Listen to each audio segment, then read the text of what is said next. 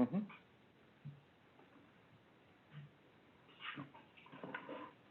Do you want to take it over right from the beginning, or do you want me saying it? No, you can kick it off and then I'll. Okay, your lunch. Hello to the Merrick community. This is Dominic Palmer, Superintendent of Schools. Welcome to our first community forum meeting. We're going to be doing this simulcast over YouTube, and you have the ability to send in any questions you'd like through the Merrick reopening email. It's on what I sent you earlier today. We'll be going over those emails in a little while. I'm going to turn it over to our board president, Dr. Kaplan. Thanks, Dom. Good evening, everybody, and thanks for being here for our first community forum. We appreciate everybody who is taking the time to learn how we're going to return to school. We are, just so you have a sense of what tonight is going to look like, the superintendent is going to do a brief presentation. It incorporates many of the things that we have been looking into, all kinds of different issues that have come up over the last week since our board meeting. And then we have opportunity to answer questions that you all have sent in. We are going to do our very best to answer all of the questions. I will tell you that so far we have received probably over 1,000 of them. We're hoping that many of the questions will be answered in the presentation, but we will certainly do our best to try and answer all of them. Don't be surprised if there are some answers we don't have yet. The board is working, and the board is all here tonight watching. We are all working to get the best answers to certain issues before we can give certain information. So just be patient with us on that.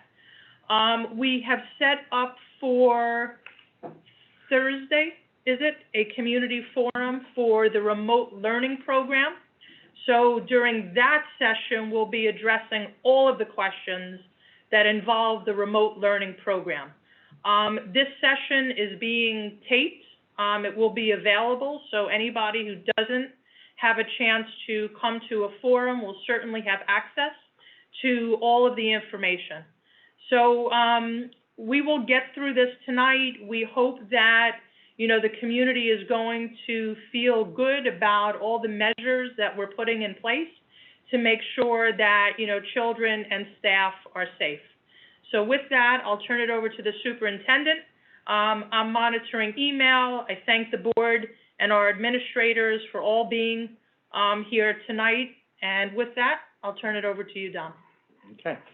Before I go into the PowerPoint, I just want to announce that on the screen, for the public seeing them on YouTube, you'll see that our Board of Education is present and our building administrators are all visible and on the screen through Zoom. And here in our meeting, we have our central office administration and our Board of Education president. Okay, so again, we're going to try to move quickly through the presentation so we can leave a lot of time to answer questions. The process for planning for reopening started months and months ago at this point. We put together a committee of more than 70 people that included board members, parents, teachers, administrators, and support personnel. They were divided up into 10 subcommittees that met virtually a number of times each. The plans were developed by following SED, Department of Health, and CDC guidance. We prepared and evaluated 3 models: an in-person model, a hybrid model, and a remote model. A little while back now, the governor announced the reopening of in-person school was possible. Our first thing that we did early on was we took a parent survey to find out what people's intention might be about whether or not they would send their children to school if we were in an all-in-person model or in a hybrid model. And we got a very good response to that. And in the all-in-person model, about 82% said they would send their children in, and 70% said remote. I just had to pause. We forgot to put the PowerPoint up.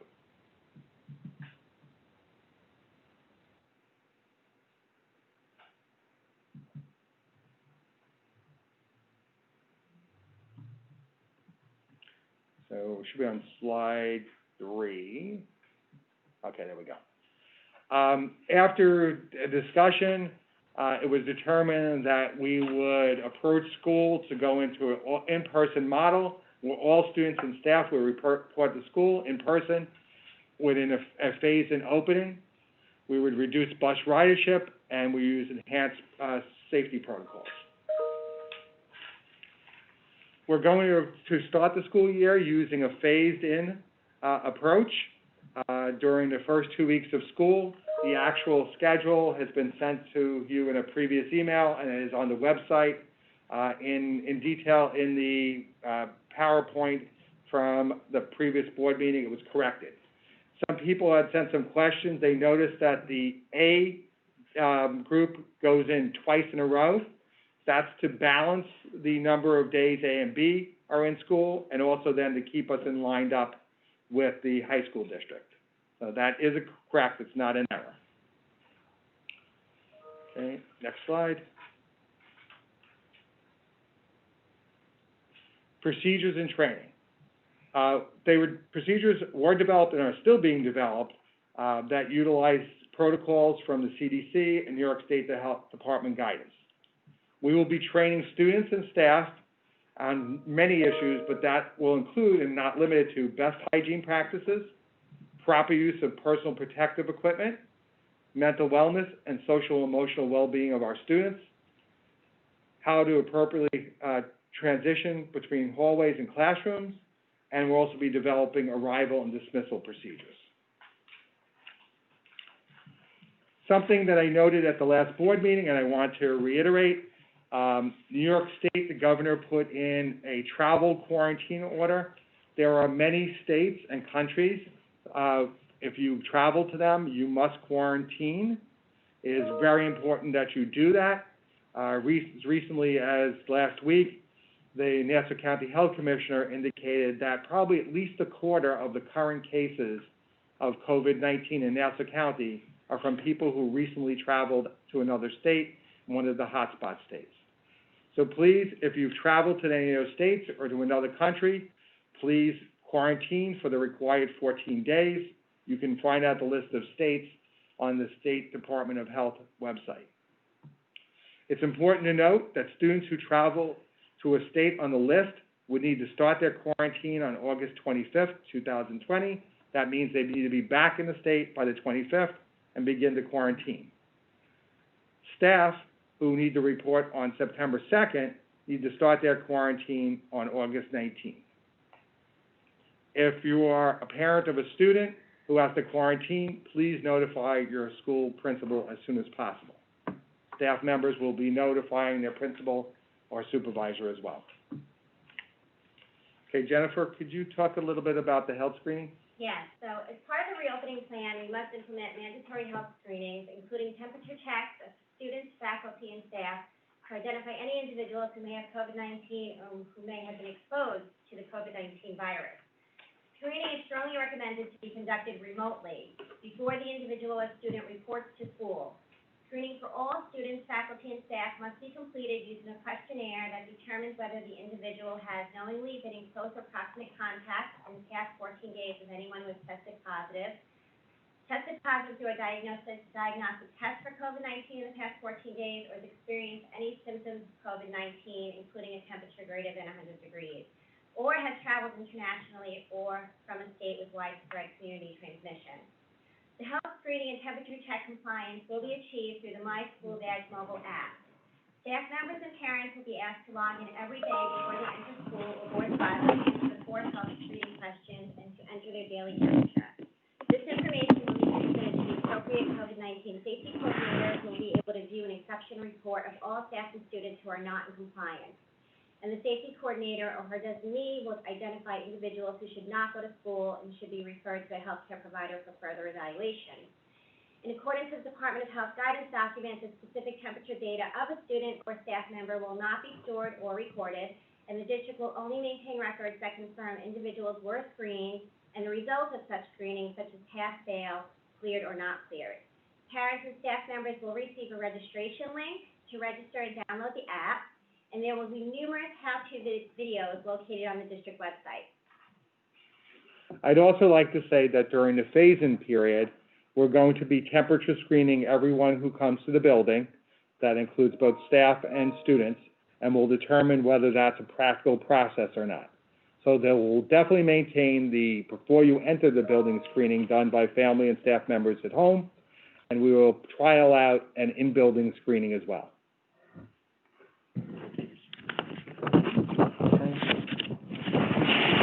So we have had many questions about quarantining. So we will follow the health department guidance if a student or staff member were to contract COVID-19.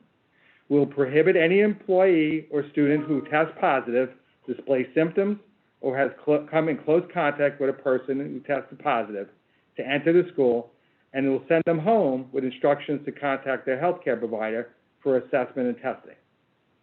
All close contacts to a student or staff member will be quarantined as determined by the Nassau County Health Department if there's someone who is positive.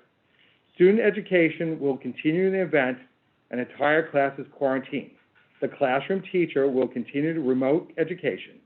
In the event the classroom teacher is ill, a certified teacher will instruct the class remotely during the time of the quarantine with minimal disruption to the schedule and implementation. There will be many scenarios of contacts that will arise. In all cases, the Merrick School District will work closely with the Nassau County Department of Health. We will assist with contact tracing efforts, including notification of potential contacts, such as employees or students who have had close contact with the individual while maintaining confidentiality required by state and federal law and regulations. But let me give you some examples that I know were asked before. If a student has COVID-19 and was in the classroom while during a window that they would have been contagious or suspected of contagious, then all the other students that they're in close contact with would be quarantined per the law. Another example, if a student has a member of their household that has COVID-19, that student and all members of the household will be quarantined by the Department of Health. The next question is, if a student has a household member with COVID-19 and that student's quarantined, will all their classmates be quarantined? No, they do not. They will not, because you don't quarantine contacts of contacts. So the student in the household is a close contact. The kids in the class is the contact of the contact. They're not quarantined. That's not the public health rules.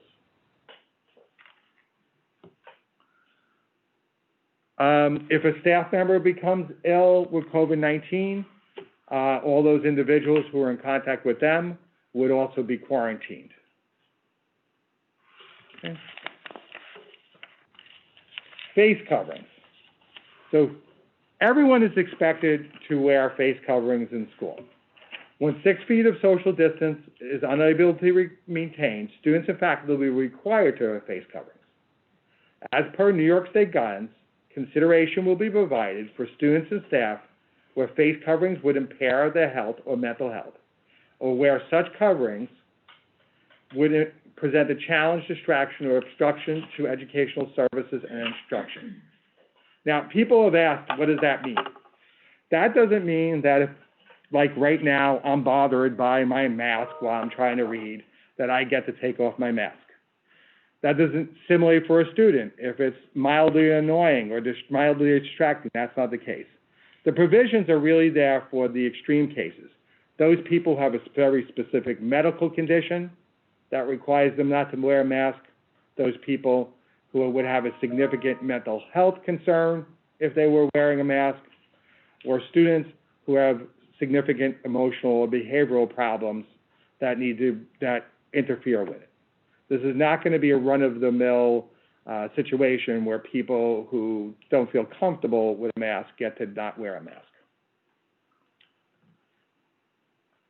So, consistent with regulatory guidance, staff members must be provided with PPE, and students will be expected to provide their own face coverings. Extra PPE for students will be available at the front door, in classrooms, in the nurse's office, in the main office, and on the buses. Mask breaks will be provided throughout the day, utilizing the barriers, large indoor or outdoor spaces. And the teachers will work with our students to make sure that their behavior is appropriate during those mask breaks. Fine, so? So much thought has gone into designing our classroom environment to Excuse be... me, Sal? Yes. Can we just move down the speaker to you? Thank you.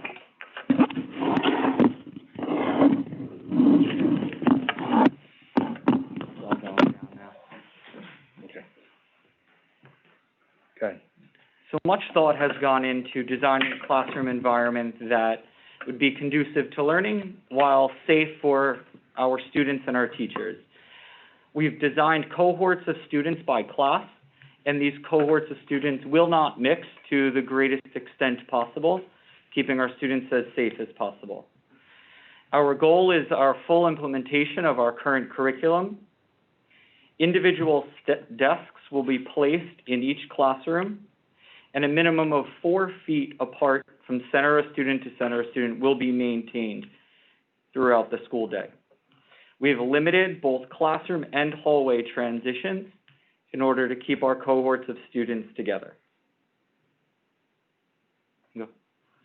Okay.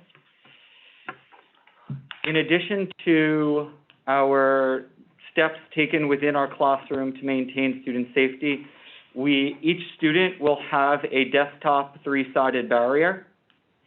Small workspaces and additional furniture and seating will be sanitized throughout the school day in classrooms and will be added and/or removed in order to increase the spacing between students within our classroom.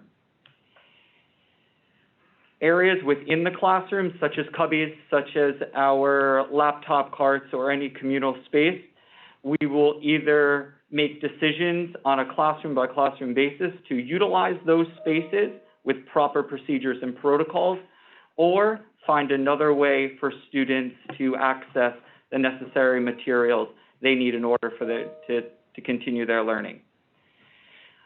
The supplies that students will have access to within the classroom will not be shared. They will be used on an individual basis and be stored on an individual basis for one student to use at a time.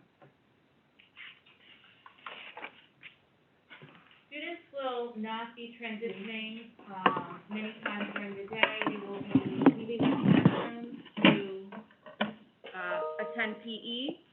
If students have services such as AIS or IUP-related services, they will be leaving the class. But at any point in time when a student or staff member leaves the classroom, masks will be worn. They must maintain social distance, and we will have decals on the floors to remind staff and students that they must maintain a safe distance and wear a face covering. The principals and assistant principals are currently developing schedules to limit the people in the hallway at any given time.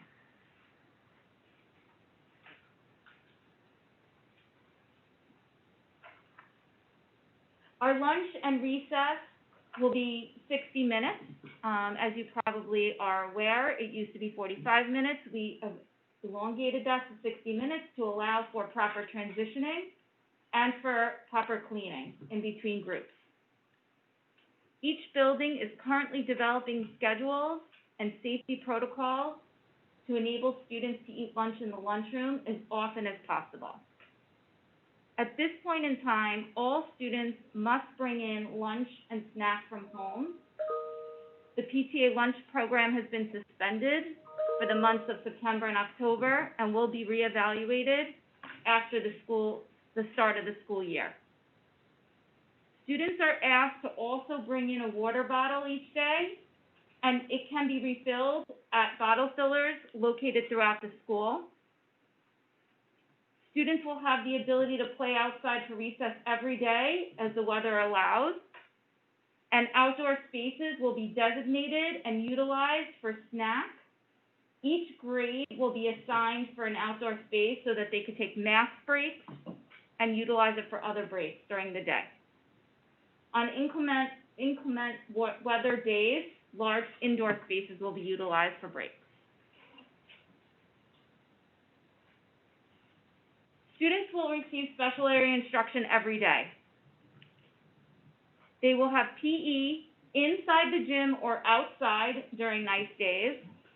And all of our other special area teachers will push into the classrooms to limit the transitions during the school day. So students will be receiving library and tech, FLES for grades 3 through 6, music K to 6, art K to 6. 5th and 6th grade orchestra and percussion instruction will continue. Choral, brass, and wind instrumental instruction are postponed at the moment, and we will be reevaluating when the school year begins. The mental wellness of our students. Sal, hold on. We need to move it every time, people can't hear.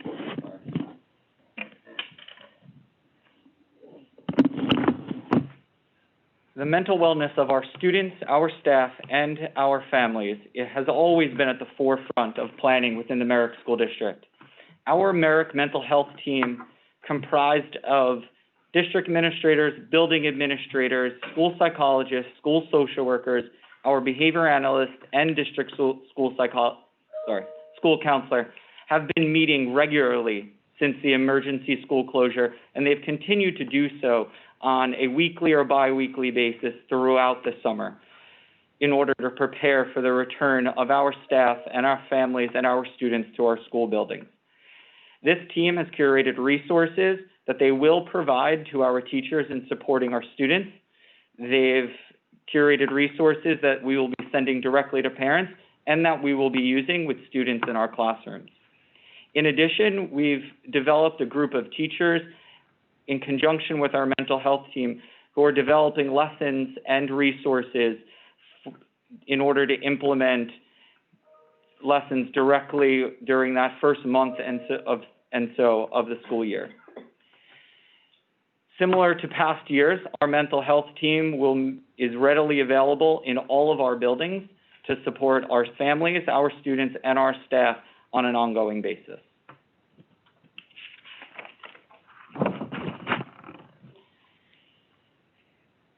Students with special needs,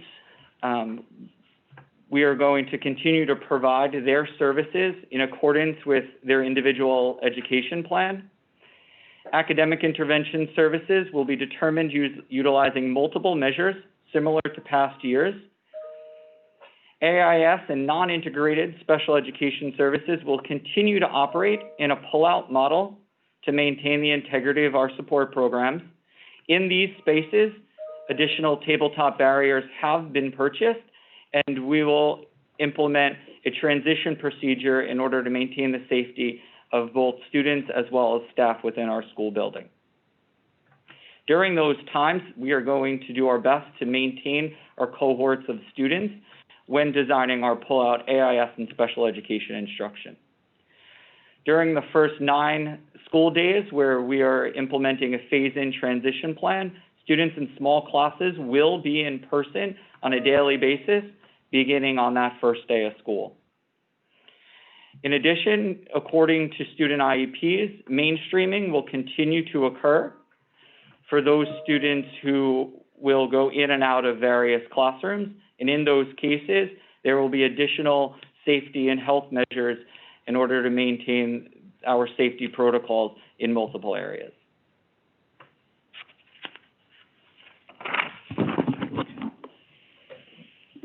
Our district really wants to welcome our youngest students to our building, as we've always done.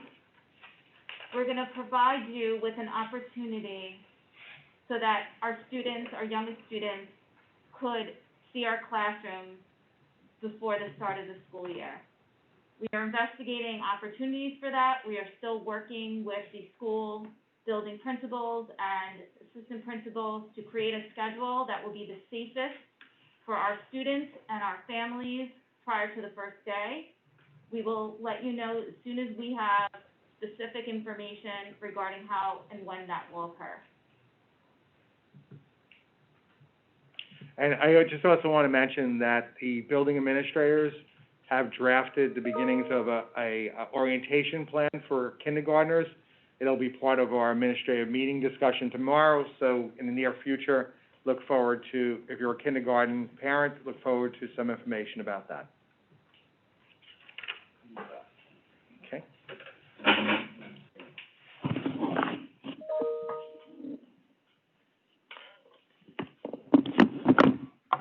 We are going to maintain our commitment to providing students with district-provided devices in order for them to be able to access the classroom, to continue their classroom learning. Currently, on the alternative voluntary remote survey, there is a question directly addressing a child's need for a district-provided device.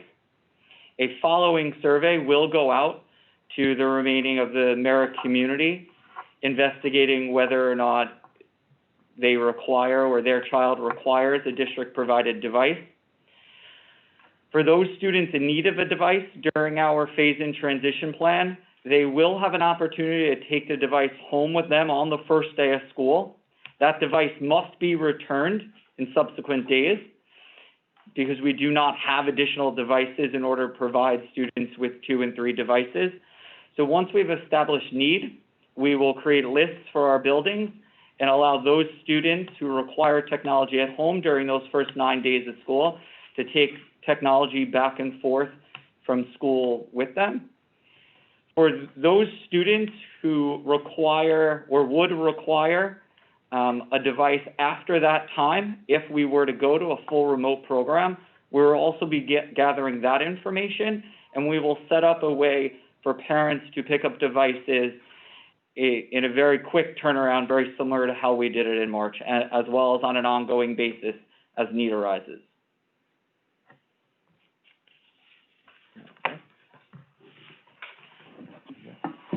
This is like sitting in the middle of the table on Thanksgiving dinner. I have to keep on passing. Okay, classroom ventilation. All of our rooftop units and our classroom units use ventilators.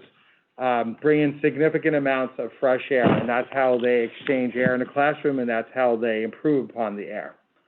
Our classroom units rely on that exclusively as an exchange process. Our large units, say in gyms or in the cafeterias, that do some recirculating of air, will be fitted with the appropriate level filters. MERV 13 is a level that people often talk about. We're in the process of ordering those filters and having them put in place. In certain smaller spaces where air is recirculated for the new air conditioning that we put in, HEPA filters will be, freestanding HEPA filter units will be put in those rooms. During the year, ventilator fans will remain on and must stay clear of materials with nothing in front of them so that we continue to add that fresh air to the class. And of course, we will be monitoring the unit's functionality and making sure that they work to peak. Okay, now, hang on, Jennifer, we got to do the big pass.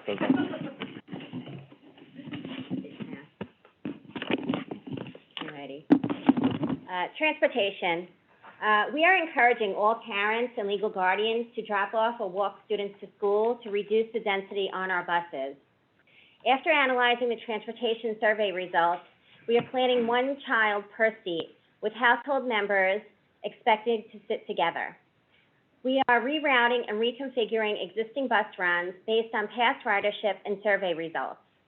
Current bus ridership will be monitored on a daily basis. Buses will be sanitized in between bus runs with special focus on high contact spots. Masks will be expected to be worn on the bus by all students and staff. Masks will be available for those students who do not have one. And families who are declining transportation are making a year-long commitment.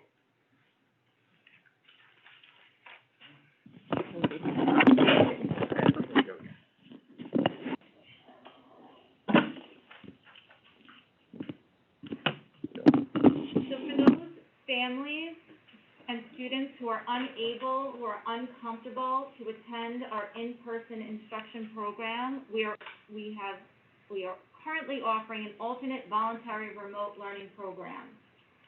This program is going to be staffed with employees of our school district. It will include approximately 2 hours of daily instruction with the assigned teacher and daily and weekly assignments utilizing available online resources. Through the survey sent out to the community, We are asking families to commit to a minimum of a trimester for instructional continuity. Students will remain on class rosters, and students who must quarantine on a case-by-case basis will likely be placed in this program for that short term. We know that you have many, many more questions regarding this program. We are going to have a separate meeting on Thursday, August 20th at 7 p.m., solely dedicated to this model. Okay, and finally, we will be updating the FAQ based upon questions that are emailed to us on a regular basis, so that will be expanding. There are, as we said earlier, 3 virtual community forums, August 17th tonight, August 18th at 2 p.m. That will be more or less a repeat of this section. And then August 20th at 7 p.m., that will focus on the alternate voluntary remote instructional model.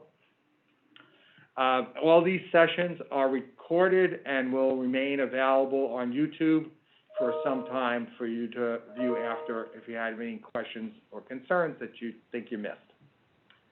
Okay, in a second, we're going to move on to questions, comments, and concerns. We have been monitoring our emails. There's quite a large number of them. I'm going to turn it over to Dr. Kopp and Dr. Kaplan to figure out where we're going first. Okay, so this question comes from one of my favorite people in the neighborhood, which shall remain anonymous.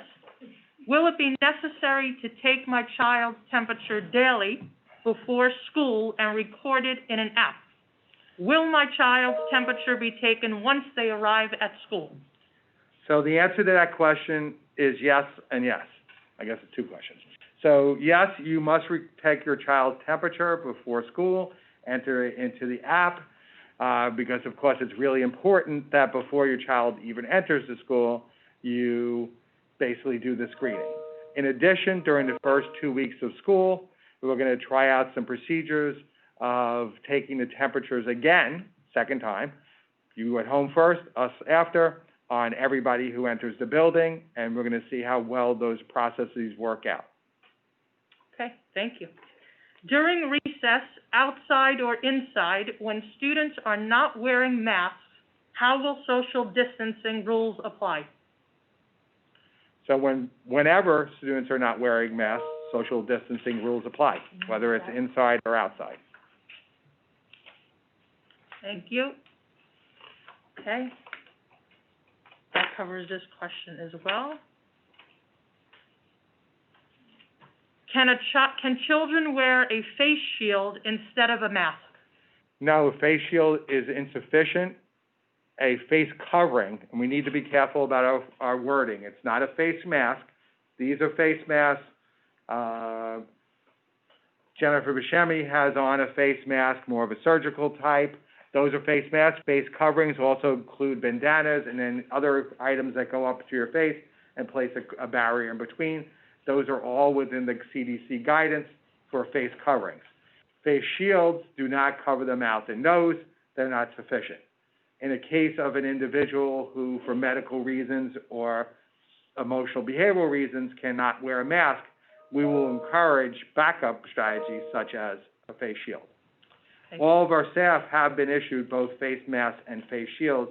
They can use the face shields as additional items if they wish. If children are behind plexiglass shields at their desk, why do they have to keep their masks on? You want to take that one?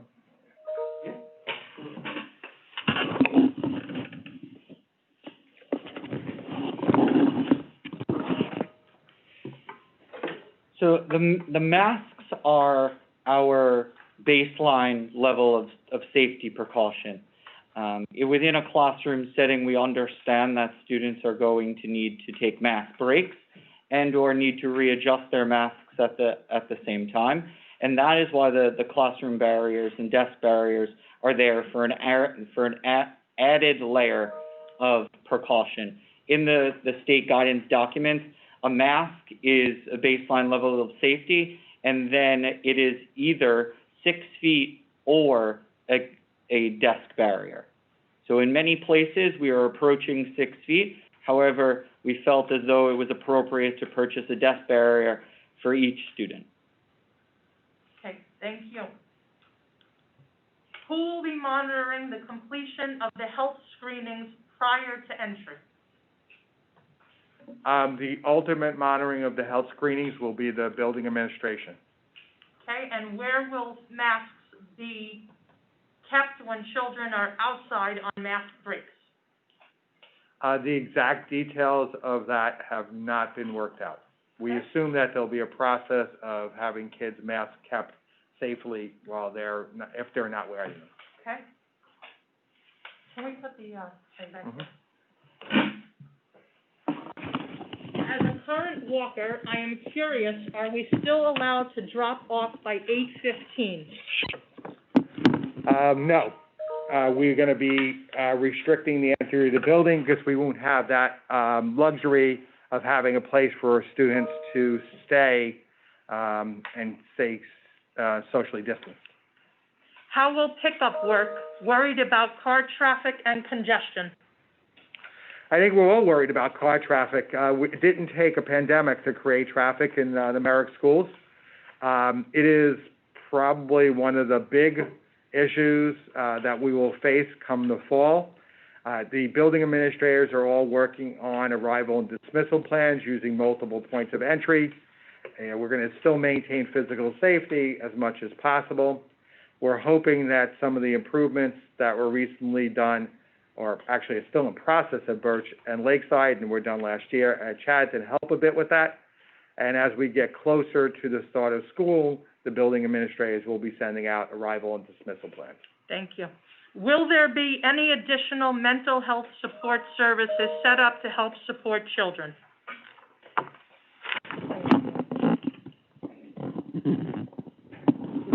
We are establishing mental health and social emotional supports for all of our students.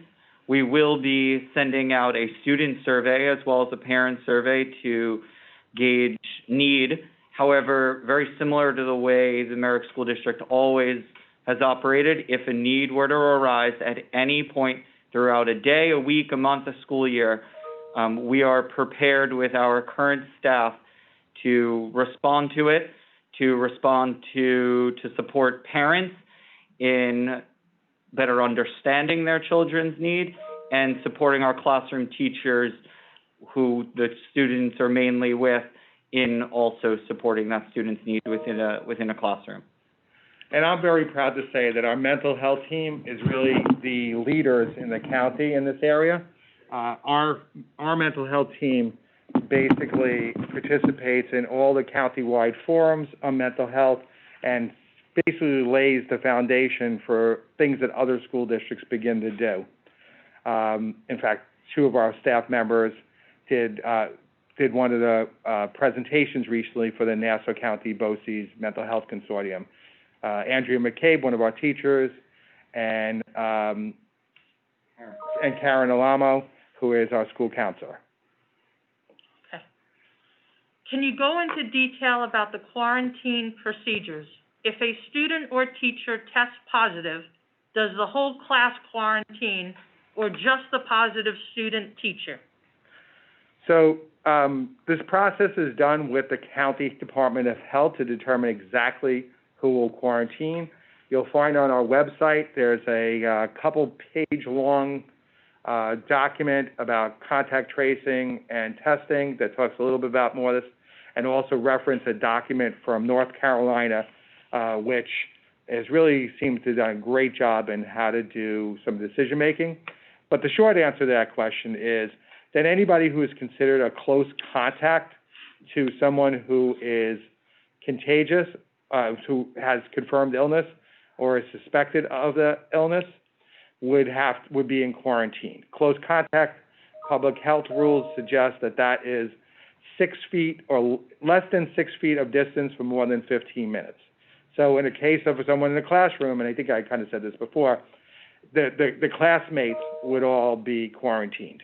And we would do that in cooperation with the health department, their private physicians, and the family. I noticed you mentioned there would be extra sections of classes in certain grades. Are these newly hired teachers taking on these roles or reassigned staff members? So we added 6 sections of classes across the district, and just by chance, it turned out to be 2 per building in order to reduce class sizes. And in all but one of those cases, it's staff members who are reassigned from other duties to take over those classes. And in the one case, it was a person who had been working for us before as a daily building sub who was hired in order to run that classroom. Okay, there is a question here for the Belmore-Merrick District regarding teacher testing. We will forward that to the high school superintendent. There was a question also on the elementary level. Are teachers going to be required to have a negative test? At this point, teachers and other staff members are not going to be required to testing. That's not a recommendation that the health department is giving at this point. Okay, thank you. That has to be moved. What is pickup protocol? We used to get out of the cars. Will there be staggered pickup times? I'm going to defer again to the building administrators that when those plans are finalized in the upcoming, actually probably now a week or so, they'll give specific information about that. Great, thank you. Is lunch outside an option instead of the cafeteria? Outside will always be an option, as long as the weather is good. Outside for many things will always be an option if the weather is good. We do have some other interfering things. You may have all noticed that we have a little issue with geese. So eating outside may not always be a desirable thing. And for our beautiful little kindergartners, that's my words, who will be escorting them down to their classrooms on the first day? As we have done before, I believe, Dr. Copper, it will be staff members will serve. Okay. How will children who fail to wear their mask and or fail to social distance be reprimanded? Like any other violation of a school rule, the teaching staff will probably be the first line, or if teaching assistants are present, say, for instance, a lunch, they would be the first line of working with children to inform them of the rules and correct the error. If a child becomes particularly difficult on doing that, then the building administration or the mental health team might be involved in helping to fix that situation. Okay. Will there be any plans implemented to protect children with food allergies since lunch is now taking place in the classroom? And I know that's the first conversation we're going to have as a board at our next meeting, so plans are probably still being developed on that one. Okay. How will a nurse distinguish between symptoms of COVID-19 itchy throat from a non-COVID-19 itchy throat? So what the health department, Nassau County Health Department is suggesting is that parents go to their physician or other healthcare provider to do a appropriate differential diagnosis, and based upon the advice of their physician or other healthcare provider, that's how a determination about whether this is COVID-related or not is made. Great. Could the district text each time they send out important information, rate COVID? Sure. I think that's something we can do. Okay, great. What specific criteria will be used to decide whether a classroom, a grade, or a wing, or a school might be shut down entirely? Well, I think I've discussed the classroom item before. When you move beyond the classroom, basically the same rules apply. If there are close contacts to the sick individual, then they would be quarantined. And the issues of when a grade or a school or part of a school closed really become very specific to the circumstance, and we would be involving the Nassau County Health Department in those decisions. Who is the main contact person regarding COVID-19? Each school building, as is required by the law, has a COVID-19 coordinator. It is the building principal in all 3 buildings. In addition, Dr. Karp is our district-wide COVID coordinator, sometimes referred to as the COVID queen. So those are the people to contact. And of course, as in all cases, many medical issues, parents might want to talk directly to the school nurse. Okay. There's another question about lunch and food allergies, so we're on that.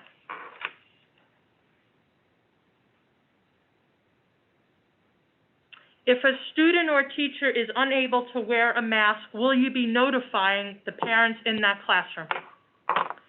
We won't be making notifications for the parents of that. It probably would be a violation of 1 or 2 or both federal laws, FERPA and HIPAA. I'm pretty sure that you probably can ask your child if they saw somebody without a mask and get the same information. If someone tests positive, how will you let parents know?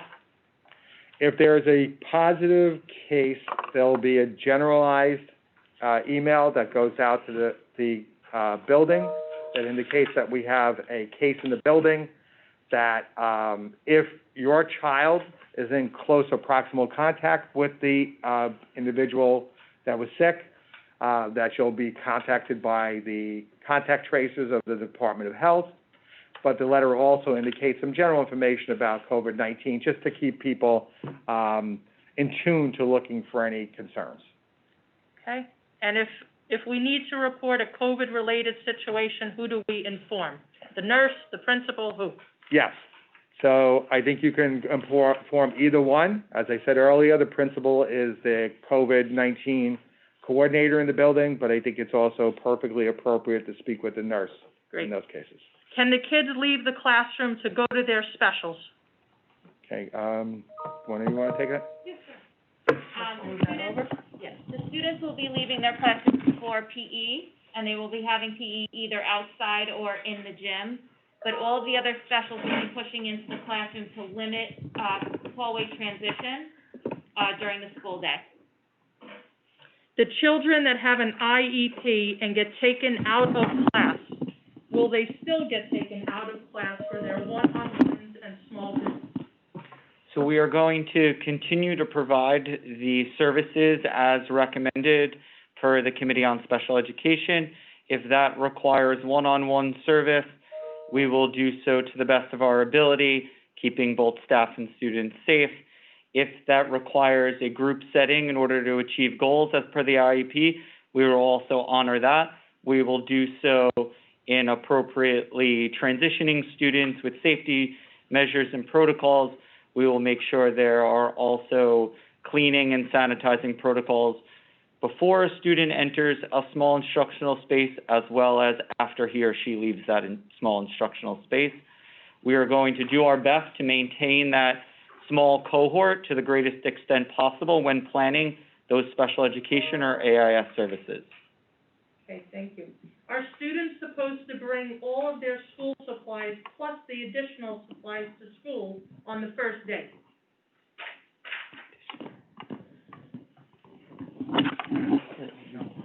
So students should bring the school supplies that are on the list to school. The additional school supplies may be for periods of time, if necessary, where we need to switch to remote instruction. So students should bring the initial list of school supplies on the first day of school. Okay. Can you please address what a family should do if we are in need of technology for remote learning, part of the hybrid model? So we will be sending out a survey to parents in order to monitor the need for devices during that first 9 days of phase-in transition, where students will be in school one day and at home the next day. So please look out for a survey. Okay. What will instruction look like if a teacher class has to quarantine? So I think we mentioned in our presentation, but just to reiterate, if a teacher in class quarantines, and the teacher is well, then the teacher would basically pick up on instruction remotely as the instruction would have followed in the classroom as soon as is practical. If the teacher herself or himself is ill, then in that case, we would put in a certified teacher substitute to carry on. Will any other small group instruction be given in classrooms other than AIS or pullouts? Sorry.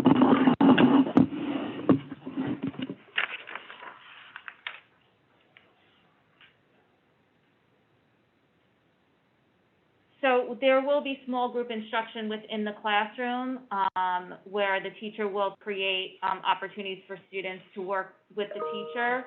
Depending on the layout of the room, we may not be able to do that at a small group table, so the teacher could create other spaces, depending on what's safe for the students and, what's the best way to work with individual students in that case. Can I ask another one while you're looking at that? Clear masks for kids with hearing loss. The teacher should wear a clear mask so they can read lips in case their words are muffled. It is another layer to ensure they are learning at same pace as other kids, and would be a great comfort to the community of parents whose kids have hearing loss at Lakeside. So the district has purchased clear masks for teachers in the event a student, any student for any reason requires the need to read lips. We're also working very closely with Nassau BOCES, who we do each year in their hearing department, and they've also been guiding us in necessary equipment or purchases and or recent research in students' ability to understand staff wearing different protective equipment, and we'll continue to do so. Okay, thank you. Can we just move that back? If my child does remote learning, is it possible to have her assigned to a class in her school at the start of the school year, so if anything changes, she can return to her school and her own class?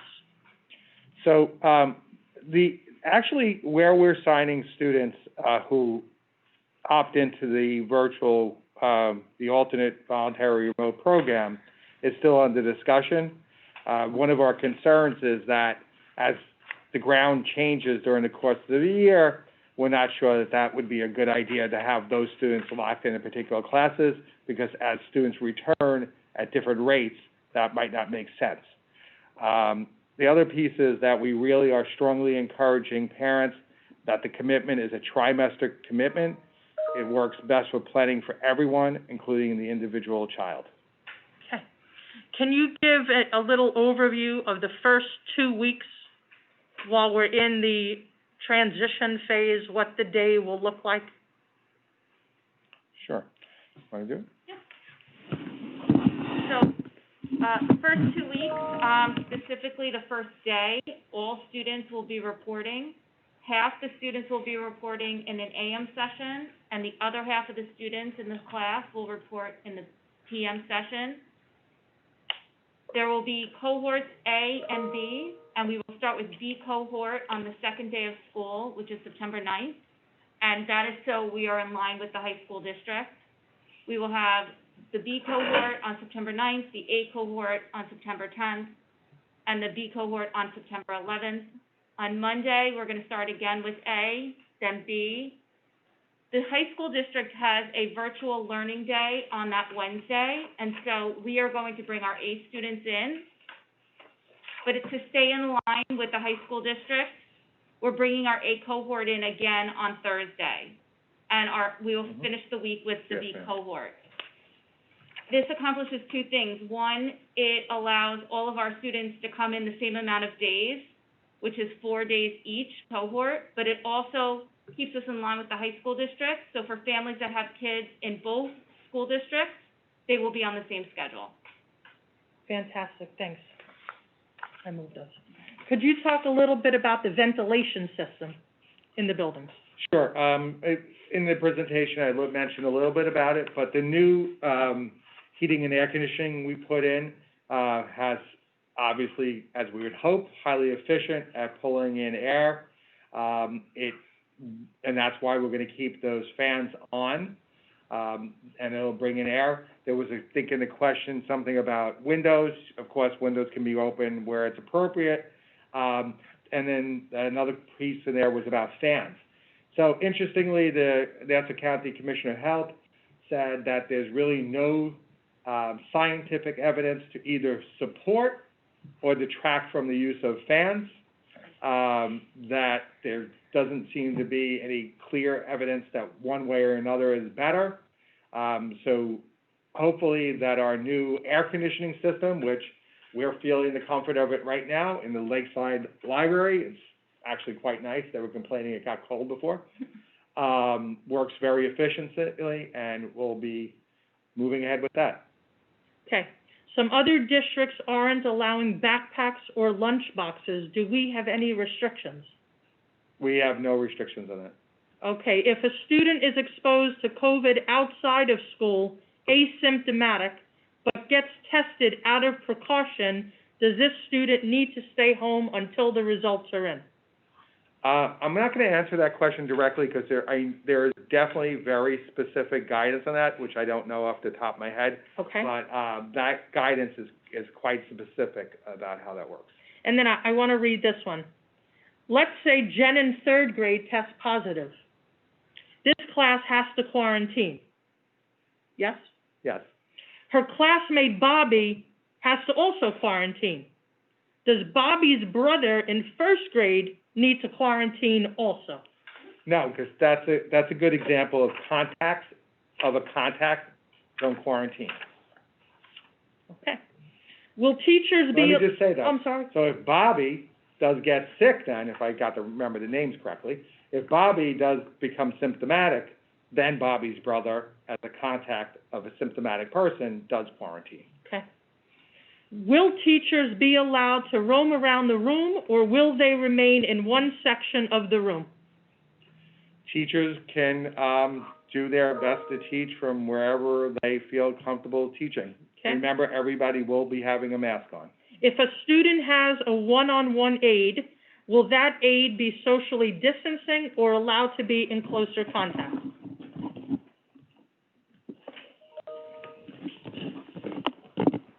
So initially, that one-to-one aide will be wearing a mask. Our students will be behind a barrier, and they will begin supporting and/or instruction using social distancing.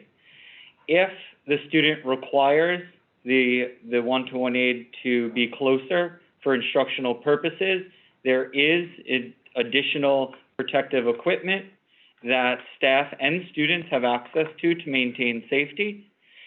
However, our goal would be to maintain social distancing to the greatest extent possible while being able to deliver the high level of instruction that Merrick students and families are accustomed to. Okay, thank you. What will be the protocol for bus riders if a child on the bus has COVID?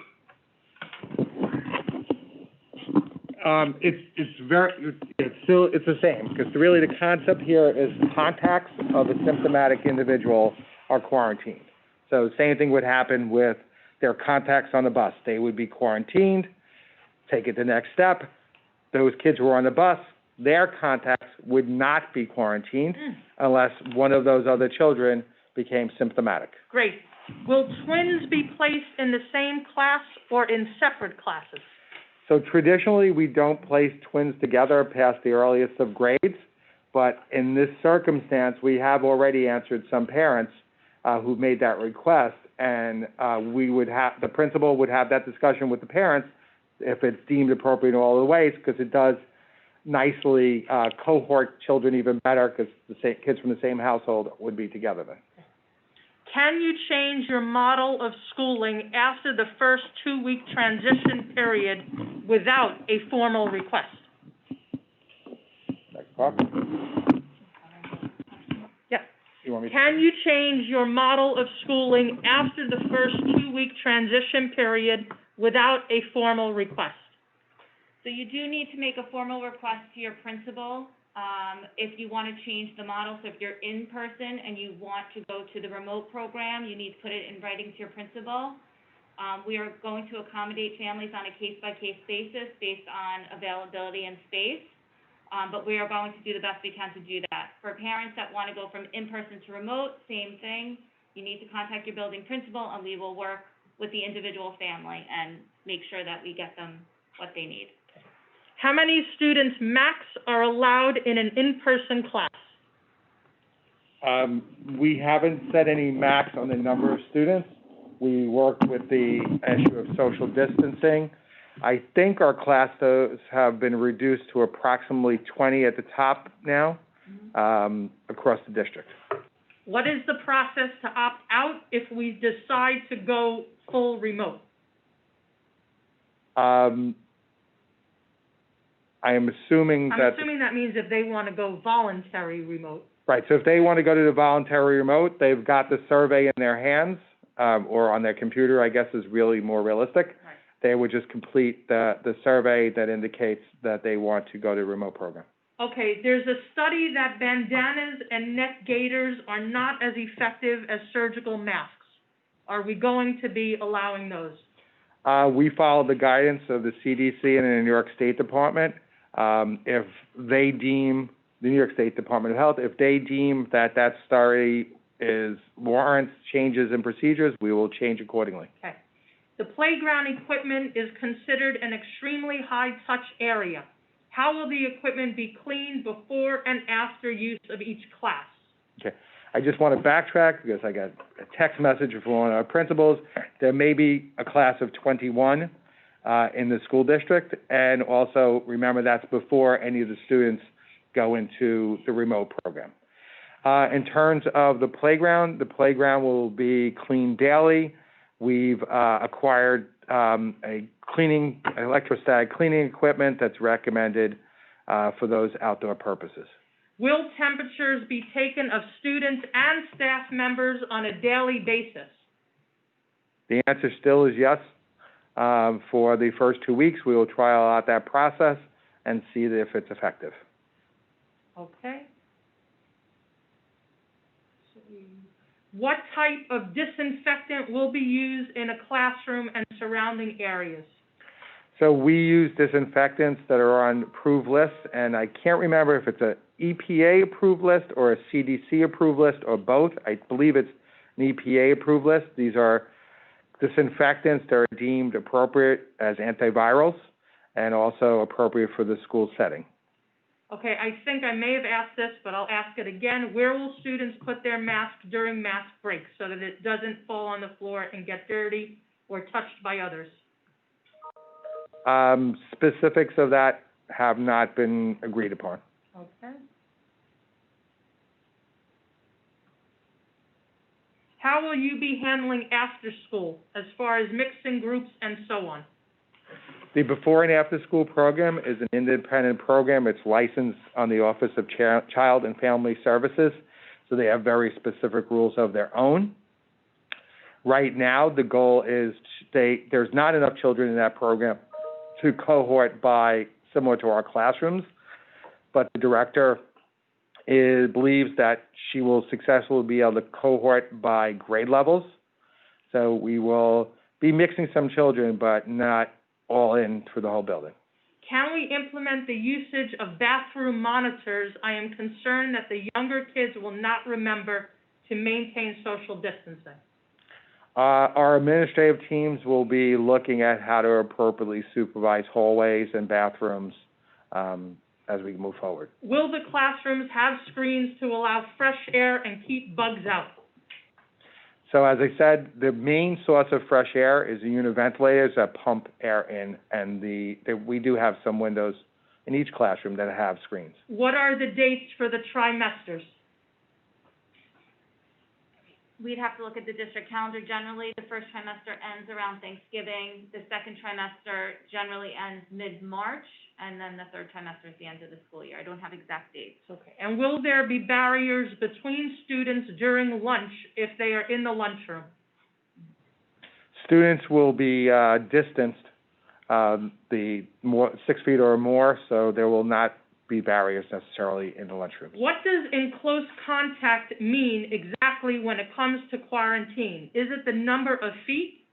Will a whole class be quarantined if a member tests positive? The answer is yes.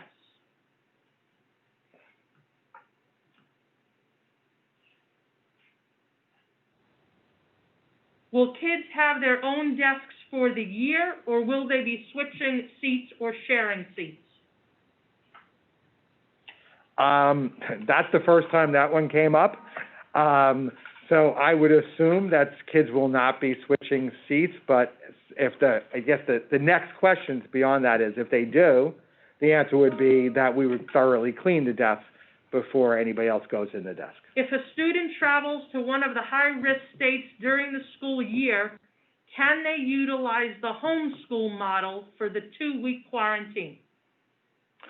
So if children travel and those travel bans still are in effect to a state that is on the quarantine list, then those students would be in the alternate voluntary remote program during those 2 weeks. Okay. And I really would strongly discourage people from doing that unless it's absolutely a family emergency. Mm-hmm. Please don't do it for a vacation. As I said earlier, the Nassau County Commissioner of Health said that probably a quarter of the new cases in Nassau County lead directly back to somebody who recently traveled. Does opting for the alternative remote program at this time obligate our student to stick with it for the entire academic year? The voluntary program, we're asking people to opt in for a trimester. Can we scan wrists instead of foreheads for the thermometer check? I don't know. We'd have to check with medical personnel what's more effective. Okay. If a student's family member tests positive, how soon will that student get tested, and who is conducting the testing? If a student member tests positive, then the Nassau County Department of Health steps in, and they set up the quarantining, they set up the parameters for testing, and the testing is done either through the county or private labs. Okay. I was okay with sending my child if school is hybrid, wondering if a child can start hybrid but go virtual after the 2 weeks if school does in fact open full-time on September 21st. No. Okay. Will the district be providing laptops for students who will need a device for the home portion of learning? I think that was in the presentation, yes. Are the bottle fillers no touch? Yes. Yes, they have to touch it with the bottle, though. And how will the 6-foot distance be achieved during lunch and recess when masks will be removed? So during lunch, we're spreading out kids throughout the cafeteria. Not every kid would be in there at the same time, so we've basically spread them out. And during recess, we work on activities to keep kids social distance or require them to wear masks. Somebody was having a difficult time hearing the presentation on the health screening.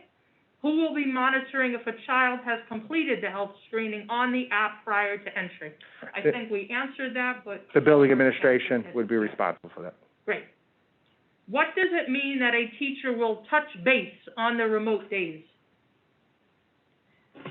So I'm assuming that the question is related to the transitional phased-in model for the first 2 weeks. So at this point, we're asking the at-home students to connect with their teacher. Nothing specific has been worked out, but there will be multiple times during the school day where the teacher and the students at home will be able to connect.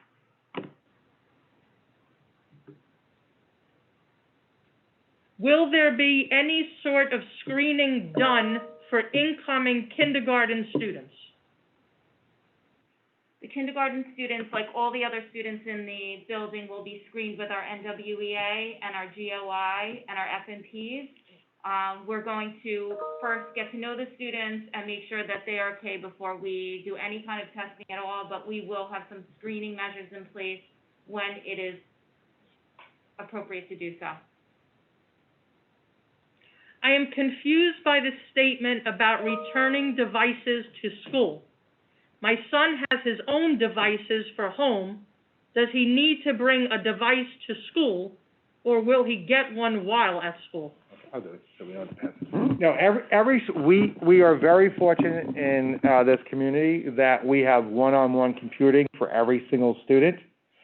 What was being referred to is if, students who don't have a home device wish to bring home a home device, bring a device to their home on the day that they're home during the phase-in period, they would have to remember to bring that device back the next day. So we have devices for everybody here, but if they're going to borrow the device during the phase-in period, they have to bring it back to school on their in-person days.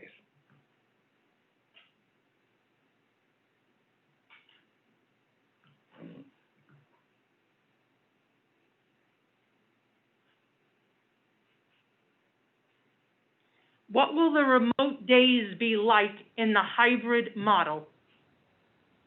So again, I'm assuming this is the phased-in, approach that we're taking for the first 2 weeks of school. The students that are at home will have opportunities to do follow-up activities from the day that they were in school. They're gonna be primarily around SEL and community building activities, and that's what they're gonna be working on while they're at home.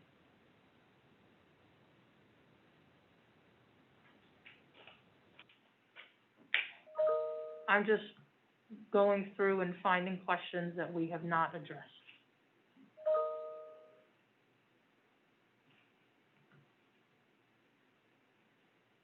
Can you describe a little bit about what recess will be like? So students will be outside, as their, classroom cohort, and they will be able to run around and utilize the equipment, without masks, but they're going to be maintaining social distance, so they're not going to be able to play together, but they're going to be able to play outside. Great. Does the Chatterton School meet the air filtration requirements set forth by Nassau County Board of Health in order to comply with COVID-19 guidelines? We meet all air filtration requirements. The SED requirements for pre-existed the pandemic are quite high. Okay. Will the parents be made aware of this special accommodation for a classmate? I'm not sure what that means. Is there any possibility that you will announce that schools will stay hybrid for the whole first trimester? I think anything is possible because this world changes every single day in ways that are quite fast. I don't think it's likely if the governor sees the health metrics rapidly go up, he might require us to go completely remote.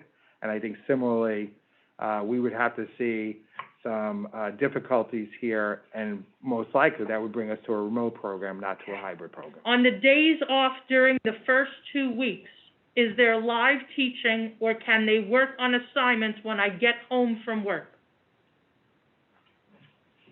So it's not going to be, a live Zoom session, so it can be done when it's convenient for the family.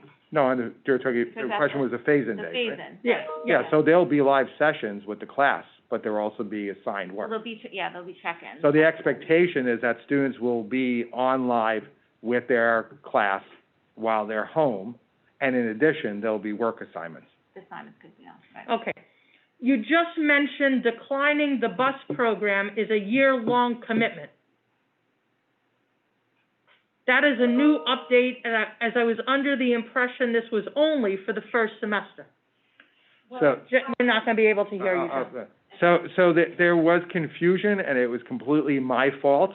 In the letter that I sent home with the bus survey, I indicated trimester, basically because I took something out of the other letter. The survey itself indicates it's a year-long commitment. as had the FAQ documents. So we are looking for people to commit for the year, so that we can appropriately plan transportation. But the FAQ also says that if your transportation needs change, to contact your building principal, and then we would go ahead and need those, needs in writing. So I'm gonna just Consider all requests. I'll just repeat that in case you didn't hear. The FAQ does say that if your situation changes, that you would have to contact the principal, and we need to have it, in writing why your situation has changed and you need transportation.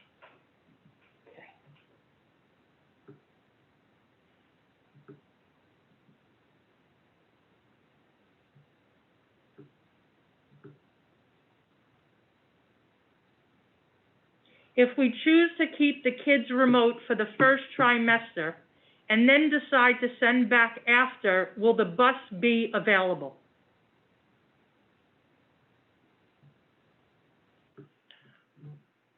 As it states in the FAQ, we are considering all requests on a case-by-case basis. Can you please extend the deadline for the alternate remote since parents are not getting the information until Thursday?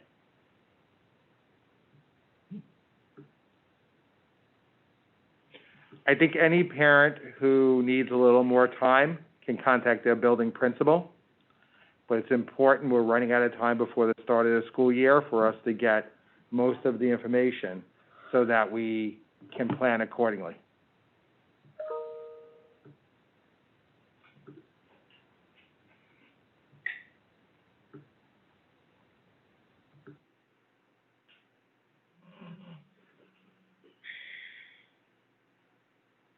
What steps have you taken to ensure that the staff will not stage a sick-out to force the cancellation of in-class instruction as recently seen in Arizona?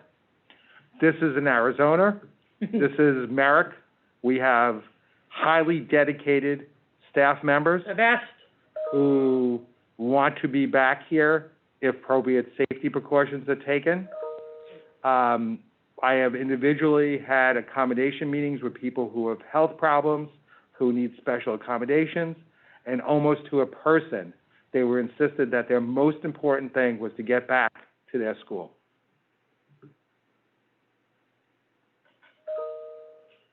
If we end up switching to remote learning during the school year, can students work within their workbooks, school materials, instead of computer programs?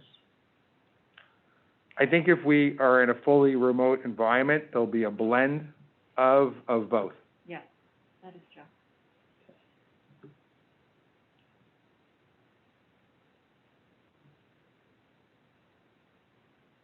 Why aren't we using a phased-in approach? 2 weeks of hybrid seems like a small amount of time. We've considered what the appropriate amount of time to phase in was, and that it's important to get children back to normalized environments and get them back to education, and we believe, as do most schools in New York State, believe that they can get the kids back in a short period of time. Will students be able to attend school with a cold or other common type of illness? Children with any kind of communicable disease, such as a cold, that whether if they're coughing or sneezing, shouldn't be in school and should have never been in school. Anyone with a fever shouldn't be in school, no matter what the cause of it is.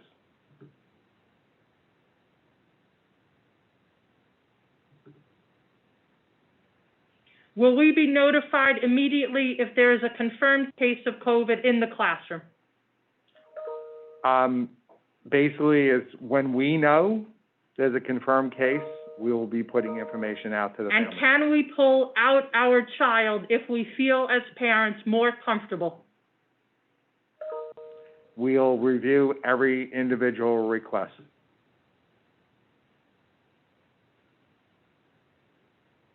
If we choose to keep busing because we don't want to commit for the year, but want no busing the first trimester, can we send a note for the trimester so we don't have to send a daily note?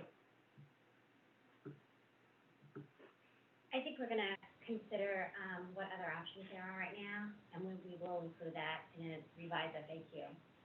Will fifth grade at Chatterton still be departmentalized? Yes, they will be departmentalized, but the students will not be moving from class to class. The teachers will be moving to the students.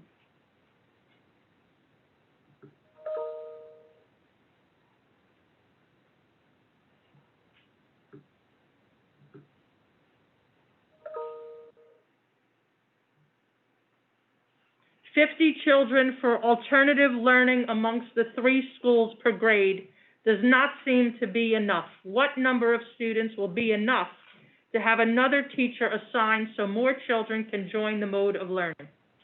So based upon the information we have from parents so far, we're significantly below the 50 mark. So that probably should be sufficient.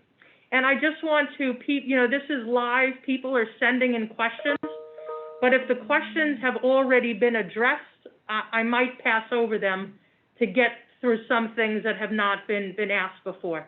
So I'm doing the best I can. Make a clarification. Go ahead.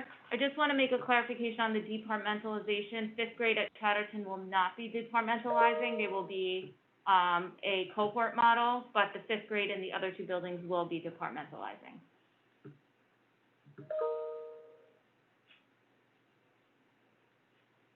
What are the qualifications of the staff members handling the voluntary remote classes?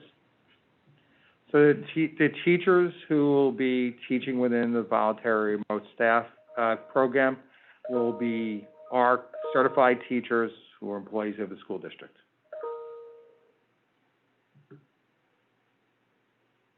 If the art teacher or special area teacher gets COVID, does the whole school have to quarantine?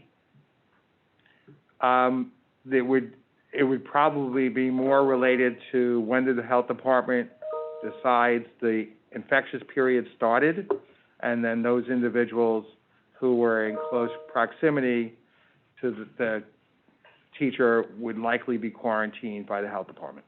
What is Zoom teaching going to look like? Have the teachers been trained over the summer in effective methods? Teachers were getting ongoing training during the spring, and there was some in-service opportunities over the summer for teachers to learn different ways to achieve the online learning and teaching. But, I mean... Okay. During the phased reopening, will there be live instruction on the off days? There'll be live check-ins during the off days, and then students will have activities to accomplish independently while they're at home. And let me just address that, because it really taps into the problem with a hybrid model. The reason that there's going to be live check-ins is with elementary school students, that hybrid where you're attached to a class and instructed is kind of dicey. So the fact that we're doing it over phase-in, we're going to not try to avoid introducing new instruction during the periods of time when a child is remote only. We're going to use it as a check-in on things. Okay. You mentioned that there will be multiple points of entry at each school. Will there be security guards at each entrance? There'll be staff at each entrance. There will not be security guards. And that's how it's always been. How is attendance going to be taken? Attendance will be taken in the same manner that it's always been taken by the classroom staff. Will the flexible seating... Let me just, and on the remote days, the teacher will take attendance for whether a child goes online during the periods it's supposed to be online. Will the flexible seating still be an option for students with attention hyperactivity concerns? The actual type of seat would be addressed on an individual basis. The major issue really is maintaining the social distancing. And some of the flexible seating probably would not be conducive to a barrier. Okay, if the school goes to full remote learning, do the children who are already on remote learning with the district get put with kids from their respective schools? This way they can see their friends from the school.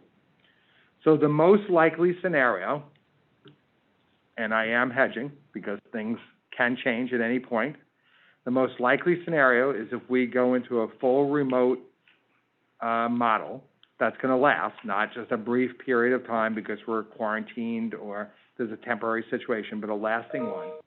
The most likely scenario is that we would place students back into grade level classrooms, and those remote teachers would revert back to classrooms. Will fourth grade students have the opportunity to learn a new musical instrument? At the beginning of the year, no. We'll be reevaluating that later. How will you place my child in a classroom that is set up to be socially distant if we decide to come back from the voluntary remote option after the first trimester? So we'll be, after the first trimester, we'll be evaluating all the classrooms and placing students back in as is appropriate.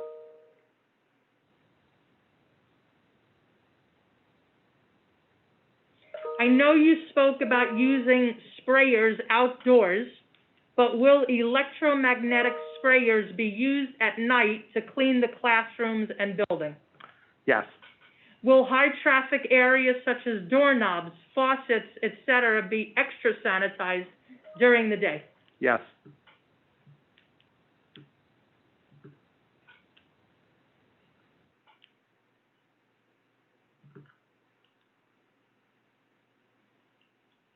Is it okay if my child does not do the check-in during the off days due to the fact that I will be at work and they will be with a babysitter? It's highly preferable that children actively participate with their class during the phase-in. Just wondering when the teacher they will have for the year will be announced. We're going to do it on the same time frame we do, which is basically the last week before the start of school. Right. We're aiming for the week before Labor Day. Will the check-in be a specific time on the days, for the off days for planning purposes? Yes. On a class-by-class basis.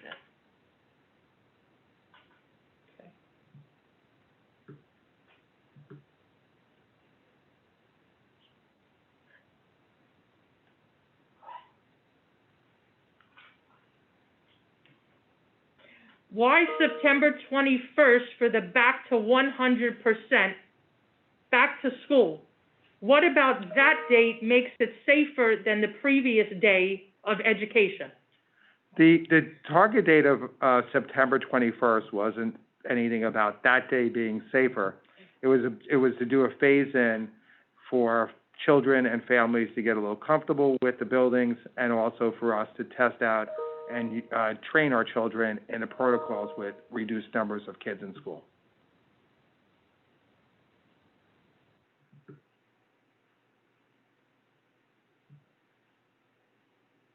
I know you said there's a cap of 50 students for the voluntary remote option, but is there a minimum for it to run? No minimum. The board is committed to making that option available to our families. Can you repeat the trimester note for the busing answer? I couldn't hear it. So there was an error in the email that went to families suggesting it was a trimester. The survey actually talks about the full year opting out. So we're hoping that people go for the full year, but we want people to know that if there's a change in circumstance in their life, that they certainly could indicate to us what that is in writing, and we would be as flexible as possible. The main reason for asking for a commitment for transportation is try to assure that we plan for transportation and reduce the number of kids on a particular bus. Will there be a published report on how many COVID cases are currently at the school and total over time? That would probably be done by the Department of Health.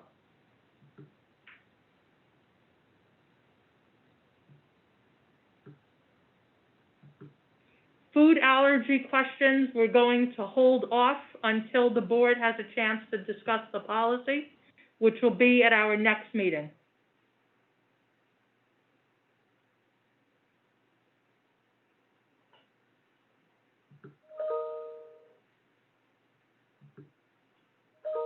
Will teachers use dittos and materials passed around in the class? There's gonna be no sharing of materials at all during class, and we're gonna limit the sharing of papers as well. So teachers have a lot of access to online programs, so we're gonna limit that as much as possible. Can you talk about the access to hand sanitizer?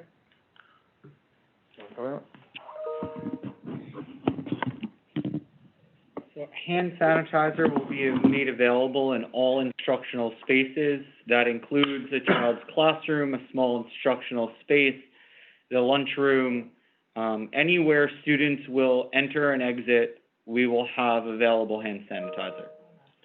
And in addition, students will be encouraged to either hand wash or use hand sanitizer multiple times during the day, upon entry to school, before lunch, before snack, after snack, and at any other point, using bathrooms, et cetera.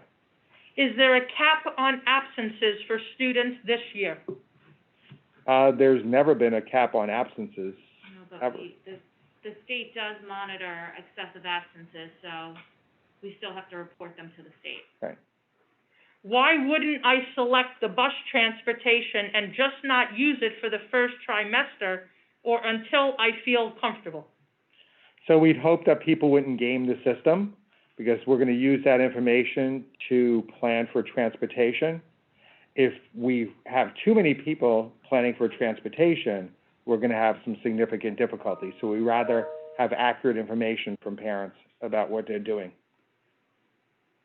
Okay, I'm seeing questions now that are in the FAQs.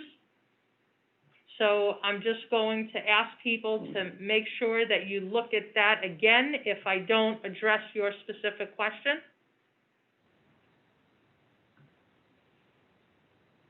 Will there be a real curriculum should we have to go full remote? Yes, the curriculum that the students will be utilizing, in the classroom during in-person will be carried over into the remote. If we're fully remote, like we were in the spring, they will continue their learning with that same curriculum.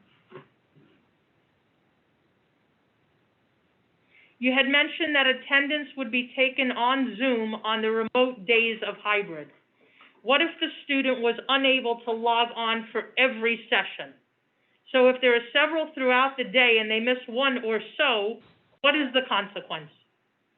What if they have a sibling that has to be picked up at another school by their caretaker during that time and they are not home? The taking of attendance is not about consequences, it's about recording whether students participate or not. It's one of the things that we need to report to New York State. We need to make it clear that we had the appropriate number of school days available, whether it's in a phase-in, a hybrid, or in-person, or remote. So this is not about penalizing children or their families, it's about taking accurate records. Who will clean on the first day of school in between AM and PM? How will they clean? So we gap the time between the two sessions so that our custodial staff will be able to make it to all rooms and do a cleaning of all the desks, et cetera. But keep in mind that students, the PM group will be coming into a classroom that a few weeks later, they will be with the same students. So they won't be using somebody else's desk, they'll be using their own desk, but we will have a cleaning in between.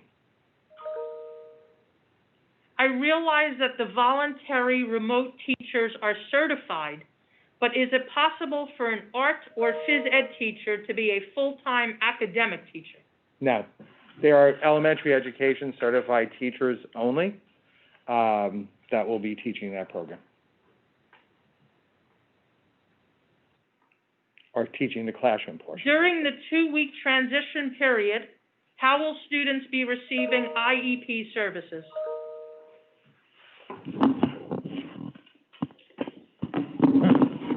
Students with IEPs during the initial phase-in transitional period will receive the services on their IEPs. Each service will be determined on how it is delivered based on an individual case. For special education and reading, those services can be both done in person as well as virtually. We may make the individual decision to make up some sessions and or do some sessions live in the school building. So it is going to be very individualized based on what students need. However, we will be able to deliver special education services both live as well as virtually during those off days. How will school open houses be handled? It's, has not been finalized, but I believe that there will be, remote events, because we wouldn't want to bring that many people into a classroom.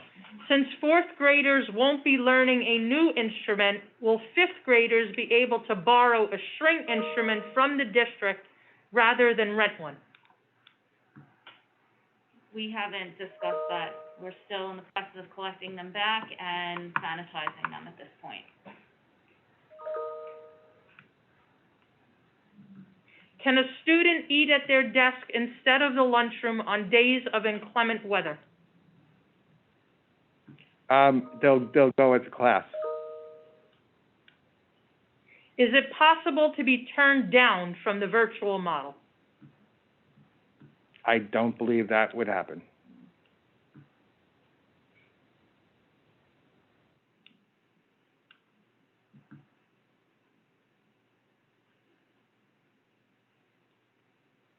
The two responses to changing your mind after the phase-in period contradicted each other. Can you or can you not contact the school principal to opt into the virtual program after the 2-week phase-in? You can, but that could be a circumstance under which we might have problems if we have too many students. And it is a practical issue. So part one of the practical issue is the funding, whether we can fund additional staff beyond the 7 teachers. So if the numbers stay within the range of that teachers, that's fine. The other practical issue, which is an overwhelming practical issue, is then going back to the hiring pool and hiring. People are very concerned that we're hiring the best teachers for the remote program. When we get to the end of September and have to go back to hire, it might take a while to get people hired, and they may not be of the same caliber as our classroom teachers. So we prefer that you make your decision on the front end. Will the 5th grade Lakeside classrooms be set up with traditional desks and barriers in lieu of the flexible seating that was employed in prior years? Yes. Students in 5th grade, will be having individual desks.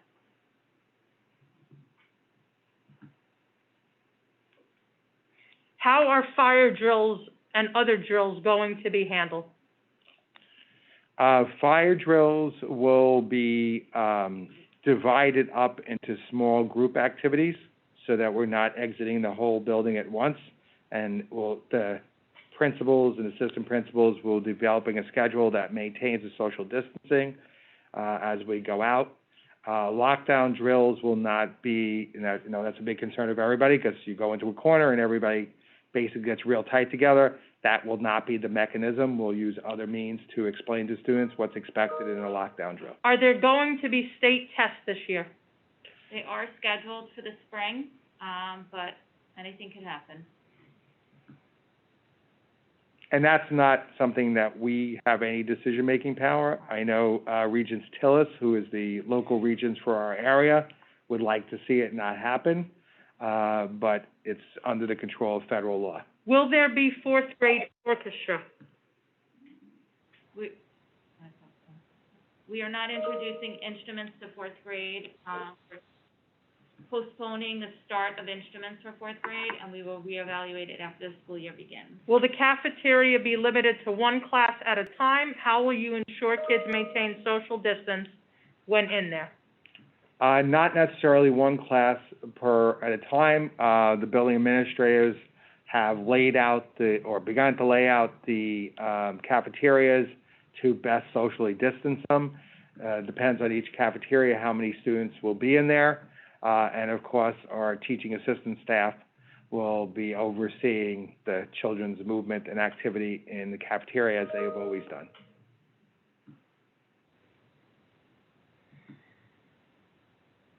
How will you address socialization for kindergartners who don't yet have friends and now must also social distance? Our teachers will encourage them to play in ways that work in this new world. They'll encourage them to interact as best as possible. How will Apex be handled? Apex is going to be done on a, trimester basis, pretty much. It's going to be equal over the course of the school year to eliminate Mrs. Harris from traveling to all 3 buildings and to eliminate, students traveling to other buildings. So she is going to be working with, 1 building at a time, the Apex students, and then she's gonna move to a second building the second trimester, and then the third building the third trimester.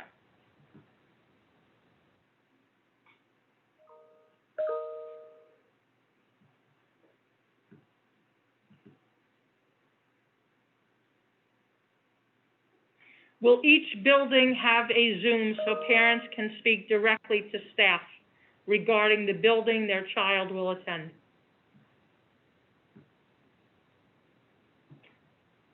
I don't think we have to wait for a Zoom. Parents should reach out. Yeah, I mean, if parents have individual questions, they should contact the building administrators. Is there any chance the school opening will be delayed? Concerned about Labor Day and travel. I don't believe that there's any reason that, school will be delayed. Certainly, as I said earlier, it is the law. People must quarantine if they travel anywhere on the hot list. Again, it's the law. Please contact us. Let us know that you won't be in. It's expected of you.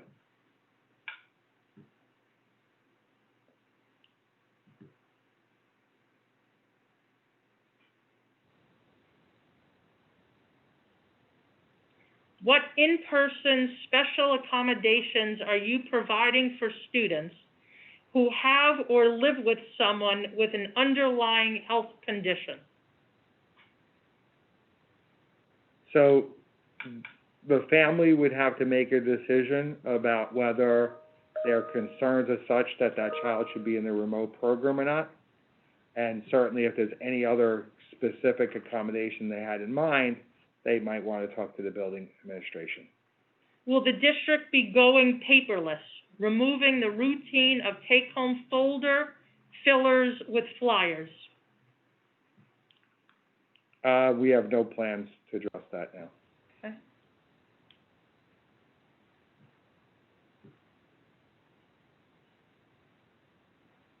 Can you opt out of the bus for drop-off, but still have it for the ride home? Yes. Send an individual a letter to your building administrator.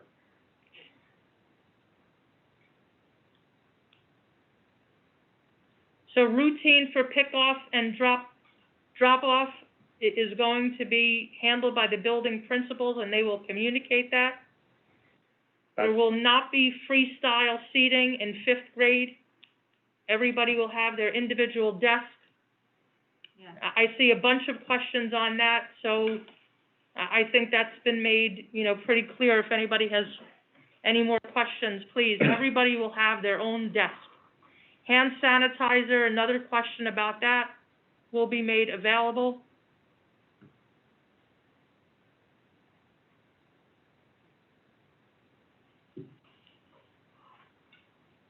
I think Apex has already been addressed.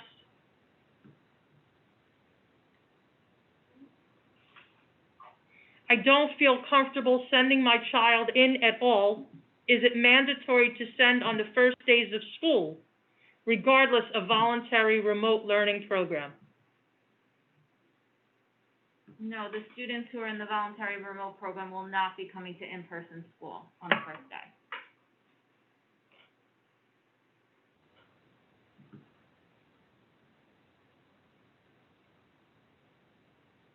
If a student's IEP states he or she is in a CTD class setting, can you confirm that he or she will not be placed in a co-teach class in order to decrease teacher travel between classes?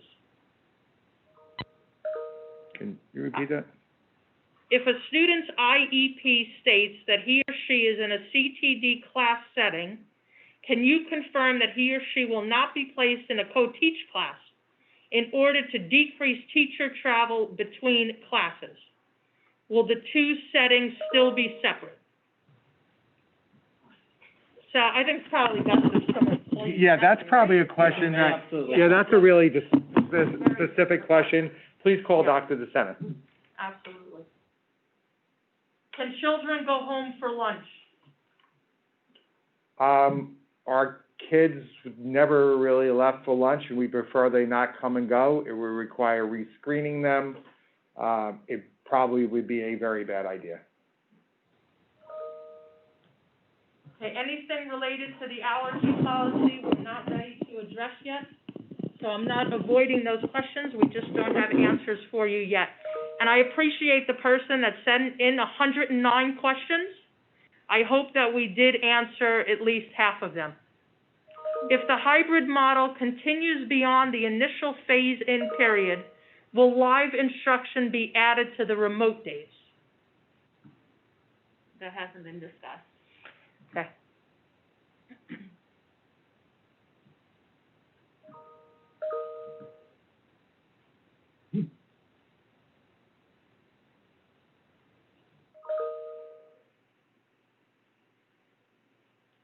Parents will not be notified if there is someone in the class that is not wearing a mask, correct? No, we will not. Correct.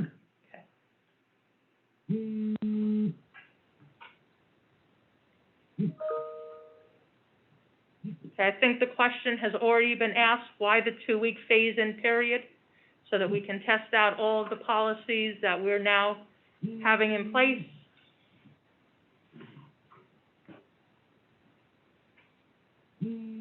Also, the big phase-in period has 2 A days in a row. That was so that we could match up with the high school district for families who have children in both. And balance the number of days the B and the A kids come to school. What exactly is a mask break? A mask break is a period of time when the children can take, or the staff can take off their mask. Okay.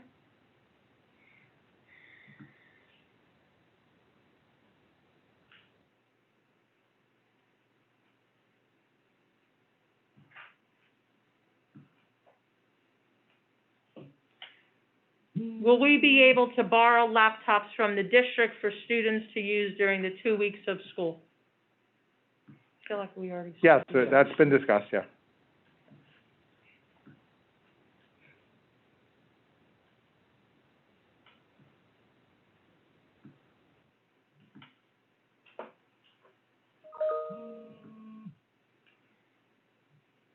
If for medical reasons you can't wear a mask, will be sitting in same proximity to everyone. I think that's a statement, not a question. Mhm.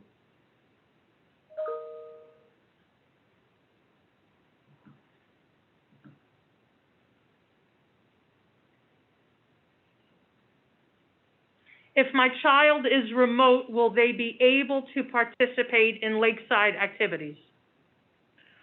Well, first of all, students who are remote will be, they're there for a purpose. They're there to operate in a different program than the in-school program.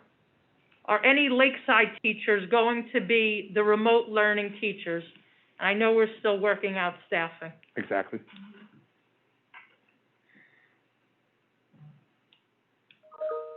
Can someone please clearly clarify what Birch school supplies are needed?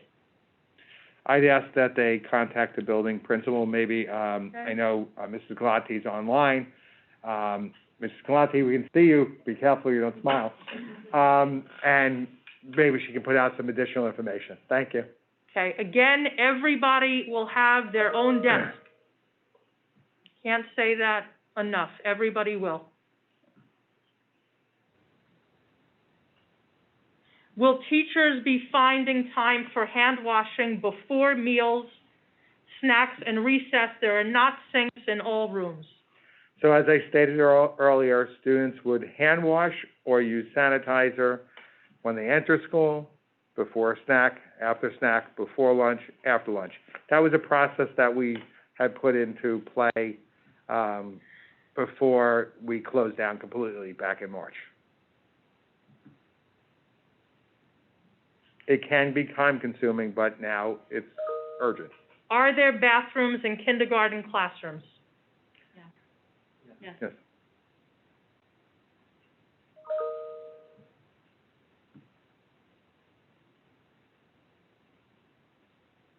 Will kids coming to school on the bus be made to wash their hands upon arrival? All students will be asked to use hand sanitizer or wash their hands upon arrival,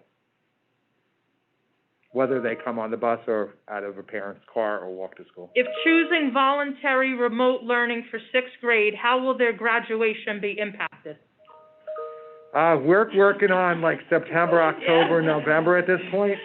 We're really not sure what the world will look like in June, but we'll get there. And again, if questions have been answered, I'm not going to go back to them, just out of the interest of everyone's time. Some of them are just repeat questions that have been, answered several times.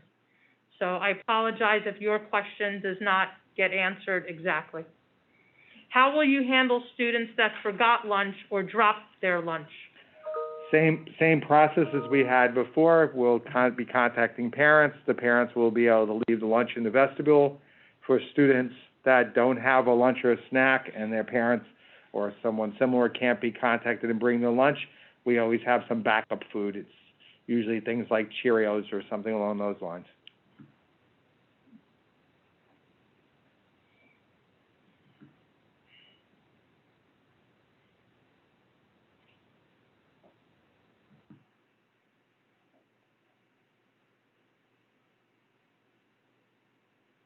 Singing has been proven to be a way to share COVID-19. What are we doing about this, given music seems to still be a special? So singing will not be part of music, and chorus as a extracurricular activity will not happen in the beginning of the year. Why is the board looking at the food policy? Why would it be changed? I think the board's going to look at that because some parents have had concerns that now that children might more frequently be eating in classrooms, they may have concerns about more allergens in the classroom.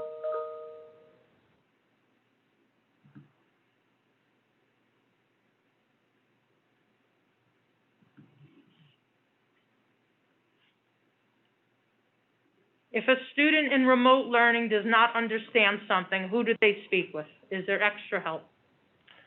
They would speak to their classroom teacher, and they would arrange whatever in-class help. What happens if a child's mask gets damaged and they need a new one? So we have bought Thousands thousands and thousands of masks. of pediatric and regular-sized masks. So we will have an abundance of masks for anybody who has a broken mask or needs a replacement.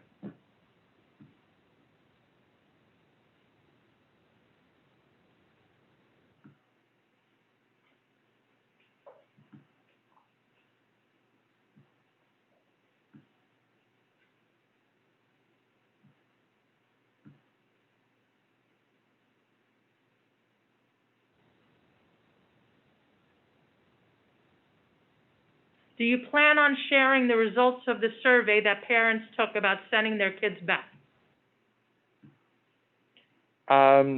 We hadn't planned to do it or not do it, but we certainly could put up the numbers.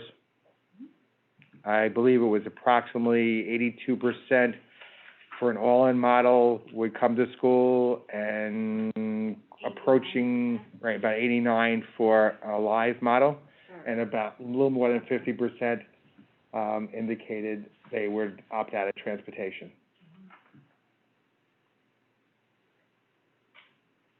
What is the district going to instruct a teacher to do with the classroom door? Closed for active shooter or open for COVID? So closed for safety, there's no specific reason for COVID to have a door open. Candles will be cleaned, et cetera, if that was the direction people were going with it. And actually for fire safety, doors are supposed to be closed as well. If the numbers remain low, is there the possibility that regulations will ease and things might become more relaxed normal? That's what I hope for, and I guess that really will be at the direction of the CDC, the New York State Health Department, and the New York State Education Department. Does the 21 kids include co-teachers, TAs, push-ins, et cetera? 21 is the kids, not the staff. Will there still be after-school? As we mentioned earlier, the before-after-school program is a private, not-for-profit that runs in our building. They still plan on operating a program. I believe that they are already enrolled at capacity, at least for the after-school part. I think they may have some spots in the before-school program in each of the buildings. On the first half-day, will small special education classes report half-day or full-day since they aren't splitting for hybrid? They're coming in full day. Please explain the logistics of the isolation room. Are all 6 students waiting to be picked up from school being placed together? So students who are have one of the symptoms that they are suspected of, could be on the list of COVID-19, would be placed in the isolation room, separated as best as possible, and of course wearing masks while they're there. We have a few questions from kindergarten parents concerned about socialization of children. Before we go there, I just want to address a follow-up on the isolation piece. It is extraordinarily important, even more than it has been in any other year, that parents are sure that they've given the schools enough emergency contacts so that we can get in touch with somebody who can come pick up their child as soon as possible. So I really do urge people to pay attention to who they put on that list and make sure they're available and make sure the school has that. The schools will be collecting that information soon. I'm sorry, back to your question? I forgot it. Okay.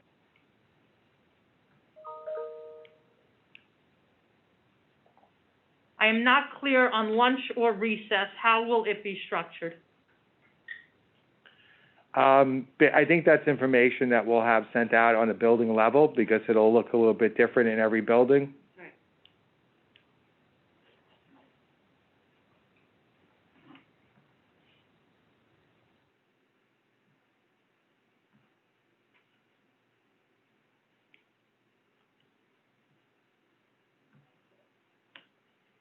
If a child wakes up with fever or is sick for any period of time and tests negative for COVID, will parents be allowed to have their child join the remote learning model for that period of time?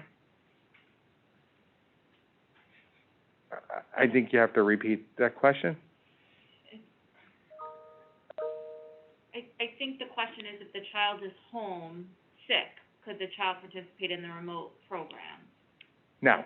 So the program really is, we're not going to move children in and out of there who are sick. Are there bathrooms in first grade classrooms? Principals, just give me a thumbs up if there's bathrooms in all the first grade classes. Yes? So it looks like a yes. I can never remember. Thank you. Thank you for the suggestion that children put their own masks in individual labeled Ziploc bags. Will class supplies have to be transported by students on a daily basis, either because of hybrid days or in case of possibility of a 2-week quarantine? No, the supply lists were modified to include at-home supplies. In some cases, not every grade level required at-home supplies, so they will not be having to transport them back and forth. So there's been a number of comments about citing survey data and how the data was interpreted. And, you know, I think one of the things that people are misinterpreting a little bit is what the survey was actually asking. And maybe it was because it wasn't worded correctly, or people were thinking that it meant one thing when it didn't. I believe it was 81% of families would send their children back full-time. And for the people who are commenting on the Belmore Merrick Central High School District, that's an entirely different school district, but myself and Gina will share your feedback with the high school superintendent, so thank you for that. How will children who suffer from seasonal allergies, which can be present with a chronic cough, be dealt with? One of the main things the health department is indicating to us is that the importance of a differential diagnosis when people have symptoms that may be also on the list of COVID. So parents would have to work with their medical practitioners to establish that information, and when there's circumstances, to make sure that their doctor believes the differential diagnosis is their seasonal allergies. By the way, I'm a sufferer, I know what you're talking about, or if it's something else. Can classrooms have a portable HEPA filter to kill viruses when windows can't be opened? So, irregardless of whether windows are open, the ventilation system is much more efficient, and it will be bringing in fresh air continuously. And do we really need the full school supply list as we've had in previous years if we may end up at home? Our hope is that your children will be able to come through school from here on in, and we want to have them have their appropriate supplies in school. I think some lessons we learned last year is if we're going to be out for a prolonged period of time, and as you remember, we kind of got it in two-week increments for a while, but if we're going to be out for a prolonged period of time, we'd probably do some things about having you pick up all the supplies earlier in the game.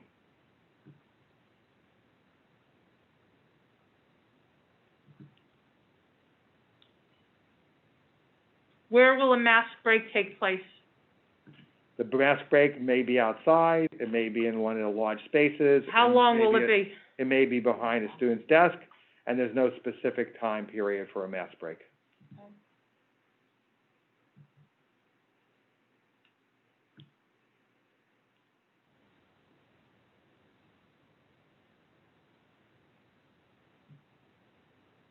Okay, if people are also asking questions on here that I've personally communicated with you about why the board has made a decision, I'm not going to take up that time here, but I'd be happy to have that conversation with you again. Was live streaming the classes considered for the hybrid model? Live streaming was considered in a variety of the subcommittees, but it was pretty much concluded that turning on the camera and the sound in the classroom didn't really make much sense for young children. Children need instruction that's directed at them. We can achieve that in an in-person model. We can achieve that in a directed remote model. But for a young kid to turn on, in essence, TV of watching other kids is not really effective. That was dismissed early on.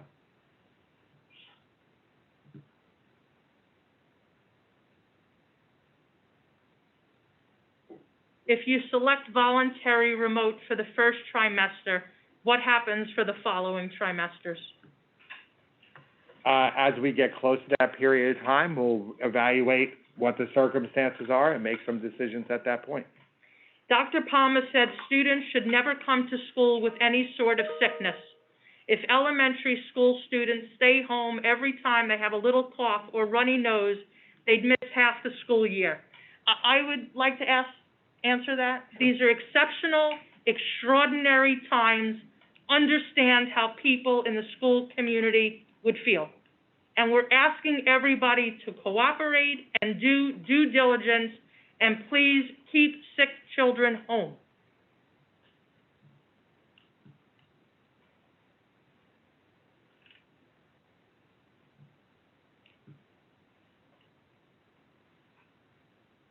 Will there be constant communication with parents explaining how crucial it is to not send their children to school sick with any possible COVID or other symptoms? So in any given year, we do some regular communicating from our school nurses, from our building administrators. It gets heightened as we enter flu season, so I suspect that that'll happen a little more frequently even before flu season goes on. There are some questions that don't have anything to do with the return to school. So I would ask if you have specific questions for the building principal that don't have to do with the return, that you reach out to the building principals. Will there be a final email or letter sent with specifics as far as exactly what is expected on remote learning days regarding the times? Teachers will communicate with their classes once that's established. In the FAQ, there's a sample schedule of what remote learning would look like, so I will direct folks to that. What is the threshold of total number of cases for in-class learning to be canceled? There's really no number, no threshold. Basically, the Nassau County Commissioner of Health has expressed that we look at every situation individually with them and make a determination if for health reasons we would close or not.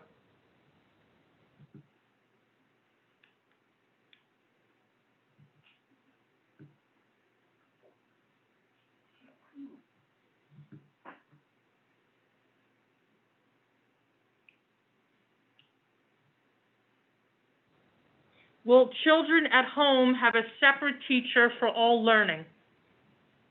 I thought they had 2 hours live learning from a regular teacher from the classroom. Yeah, one teacher is being assigned per grade level to the kids. This is not teaching in the classroom. It's gonna be a remote teacher. Right, yes.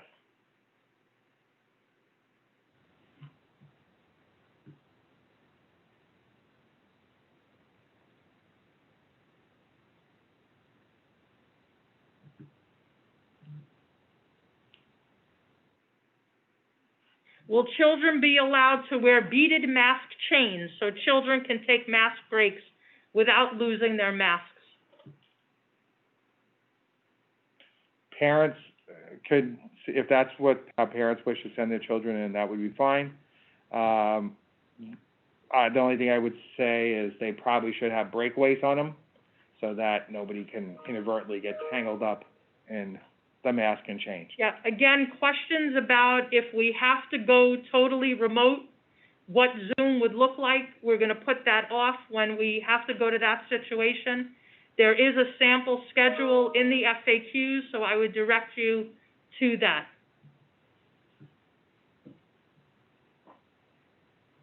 Who determines where, when, and how long mask breaks will be?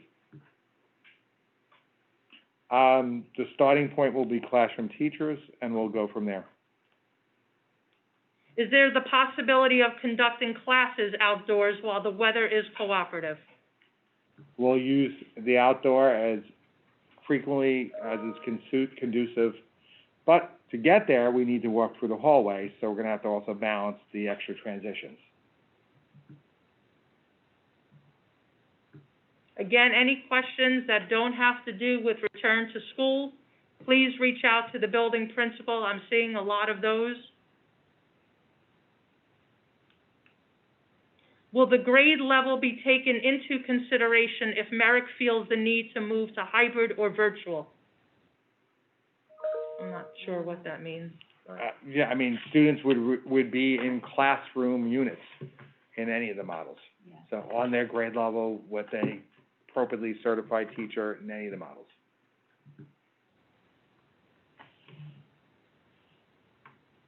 Questions about staffing?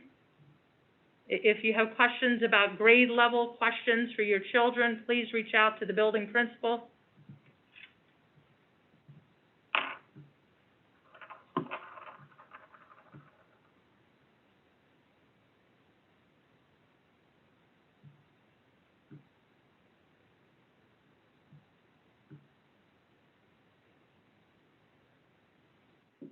Can a student join the remote learning for the day when they are homesick with a cold?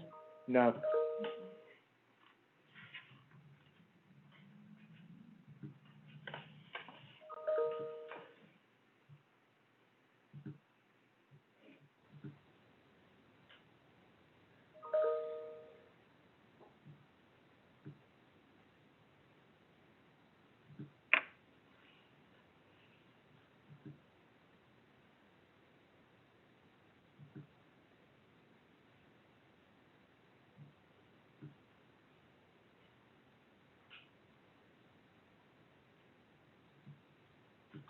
I think we've covered mask wearing in detail. So I'm not gonna go back there. The 2 consecutive A days, I think we've addressed that, as well as any technology that people need. Please just reach out to the building, correct? Correct.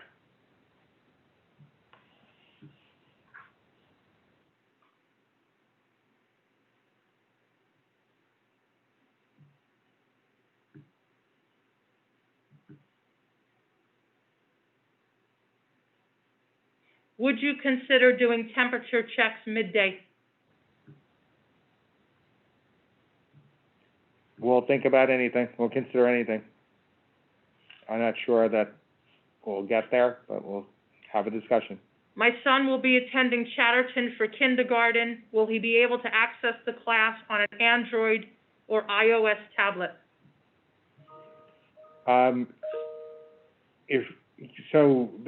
The operating platform, that should not be a problem. Our technician is giving us a thumbs up, so I don't think that would be an issue.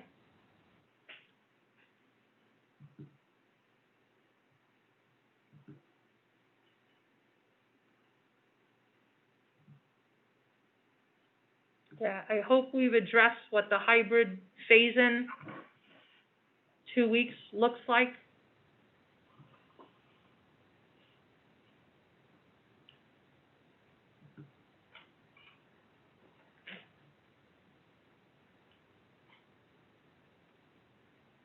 I think we've addressed why there's no live instruction on remote days.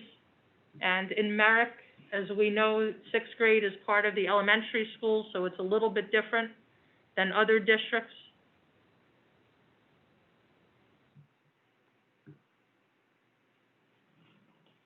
What is the gym curriculum to ensure social distancing?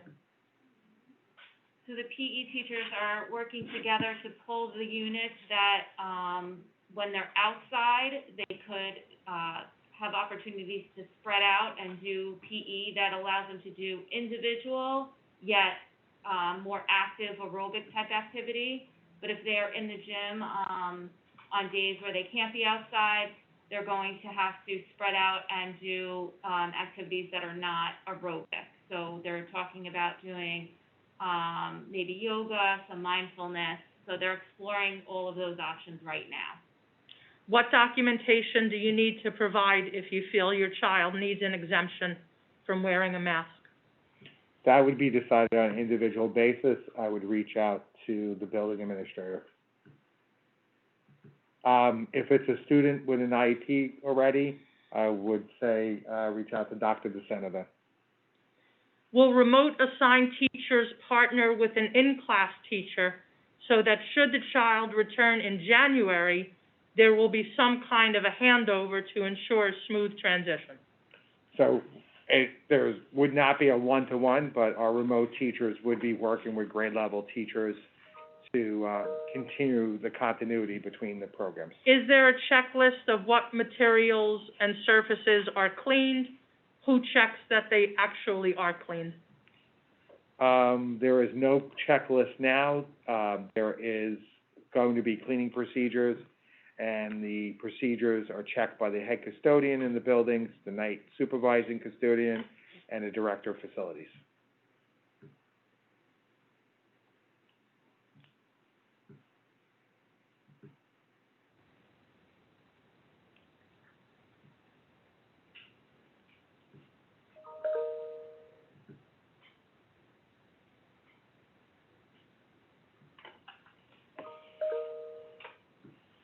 Could you talk a little bit about, just because I'm trying to bunch questions together, how will the 2-week phase-in period, which is not our hybrid model, Right.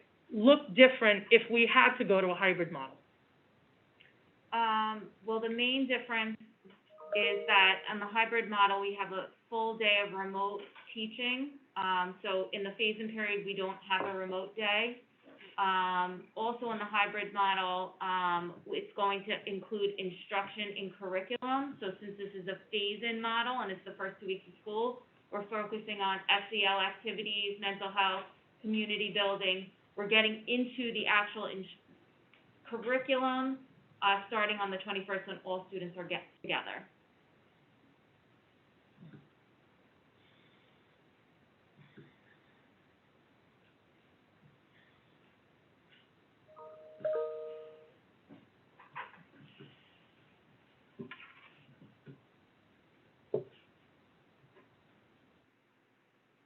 Why is remote learning only 2 hours a day? How can the remote students be getting the same education as the in-person students? Good. So, the way that the remote learning is designed is that all subject areas will be addressed, and it will be, involving small group and, larger group teaching. But in order to maximize, to give students the ability to have, pullouts for, AIS and any IEP supports, to provide opportunities for specials, lunch, and other things throughout the day, we needed to make it so it was a realistic day for both the students and the teachers that are, involved in the remote program. And 2 hours addresses direct, live instruction. That's right. In a classroom on a normal basis, there is a great deal of independent work. Students will still be expected to do that. There just won't be, it won't be during live instruction. But, I want to be clear that the remote program, no remote program, can match in-person live instruction.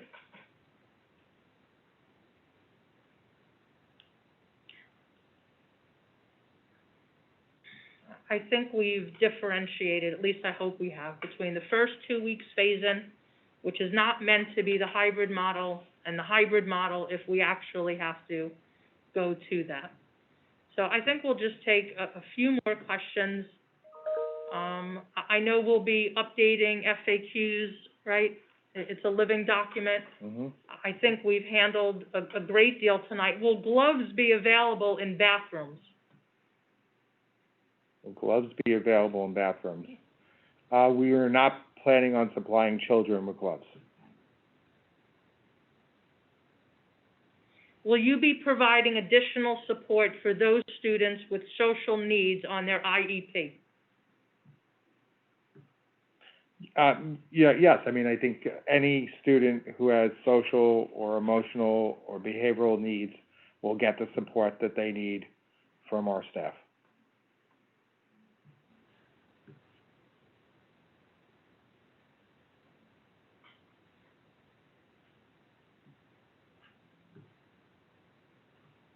Okay, for any questions about remote learning and what's going to be covered, again, we're having a full meeting on that. A question just came in, so I would encourage you to come to the meeting on Thursday. If we opt in for remote learning, can we get paper textbooks, math books? So the students that will be participating in the remote program will be able to pick up their math and science textbooks, so that they can utilize and reference them at home. Here's a great question. Once students come back on the 21st, will teachers spend time reviewing curriculum from when the students were remote in the spring? Obviously, that's a big concern. Yeah, I think our expectation is that children lost a great deal in their absence. They gained some things. I think they learned a lot about resiliency and how to live in new settings and evolve with what they're faced with, but they lost a lot in the instructional arena.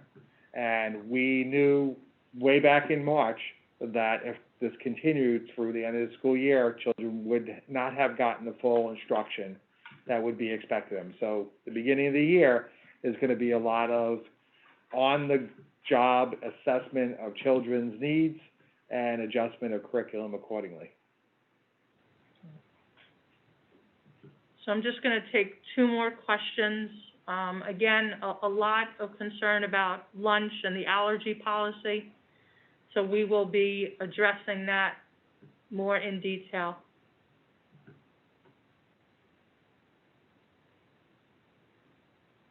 Questions about the remote program, again, please come to the meeting on Thursday. If you cannot, feel free to touch base or send questions. Again, anybody needing any technology, please just reach out to the school.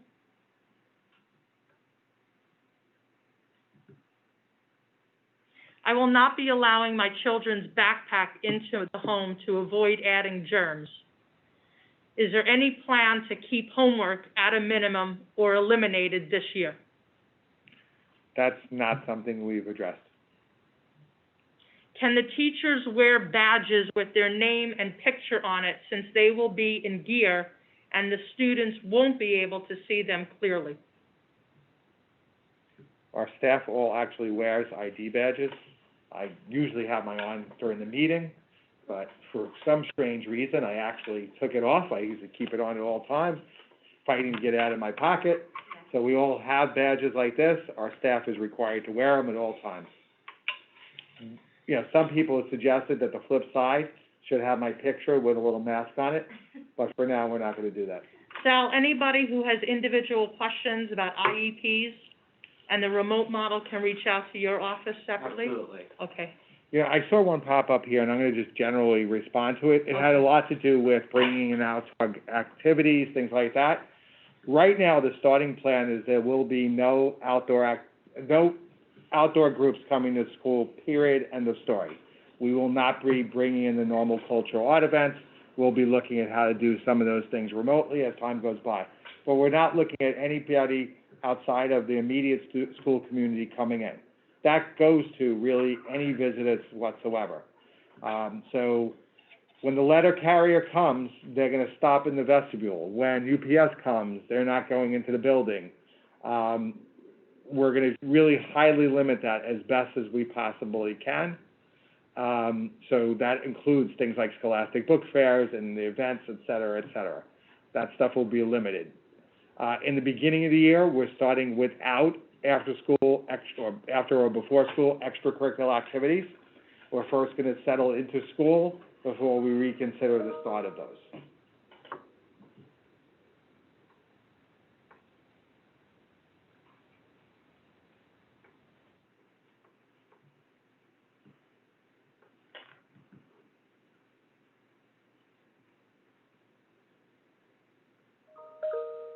If a parent travels to work for other business out of state at any point, will the school require a parent to disclose that information?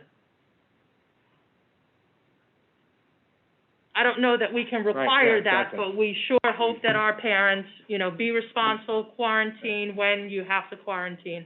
I think, we've covered a lot tonight, I think. I apologize, my sincerest apologies if I didn't get to anybody's questions specifically.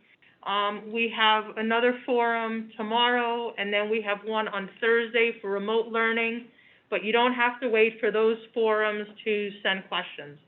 I think I just want to express my appreciation to everybody for the questions that you did ask. They certainly help us to focus on, what's important to, the parents and the children, and it's helpful and appreciated. And I just want to, say in advance, there are a lot of people that care about, your children and our children. And our principals, our assistant principals, our administration, our facility staff, everybody is doing everything that they can absolutely do. And we know that this is a difficult time. This past weekend, I spoke to several kindergarten parents. Certainly those conversations are not easy as you're beginning school in a different time. But know, please, that we're in this together and that we will do everything that we can to make sure your children have the best experience they possibly can have, no matter what model that's in. So thank you very much on behalf of myself and the Board of Education. We appreciate those of you who hung into the bitter end, and we appreciate those of you who play this meeting over and over again for your detailed understanding and enjoyability of the meeting. Sorry for the little joke. Tomorrow, we will be meeting again. That will be a daytime meeting, as Dr. Kaplan said. It will mostly be a repeat of the presentation, and I guess we'll field whatever questions come up then. And then again on Thursday, that's the meeting focused on the virtual remote program. Thank you, everybody, and I'd also like to thank all the staff of the Merrick School District for their contributions in getting ready for a very challenging school year. I have complete faith that they will rise to the top, as they always do. And I thank the community. This has been a strong community, and just in my career here, I've seen them overcome so many different things. I think we are well suited to do a fantastic job with our children in the next couple of weeks. Thank you, and good night. And on that cue, Brendan, take us off of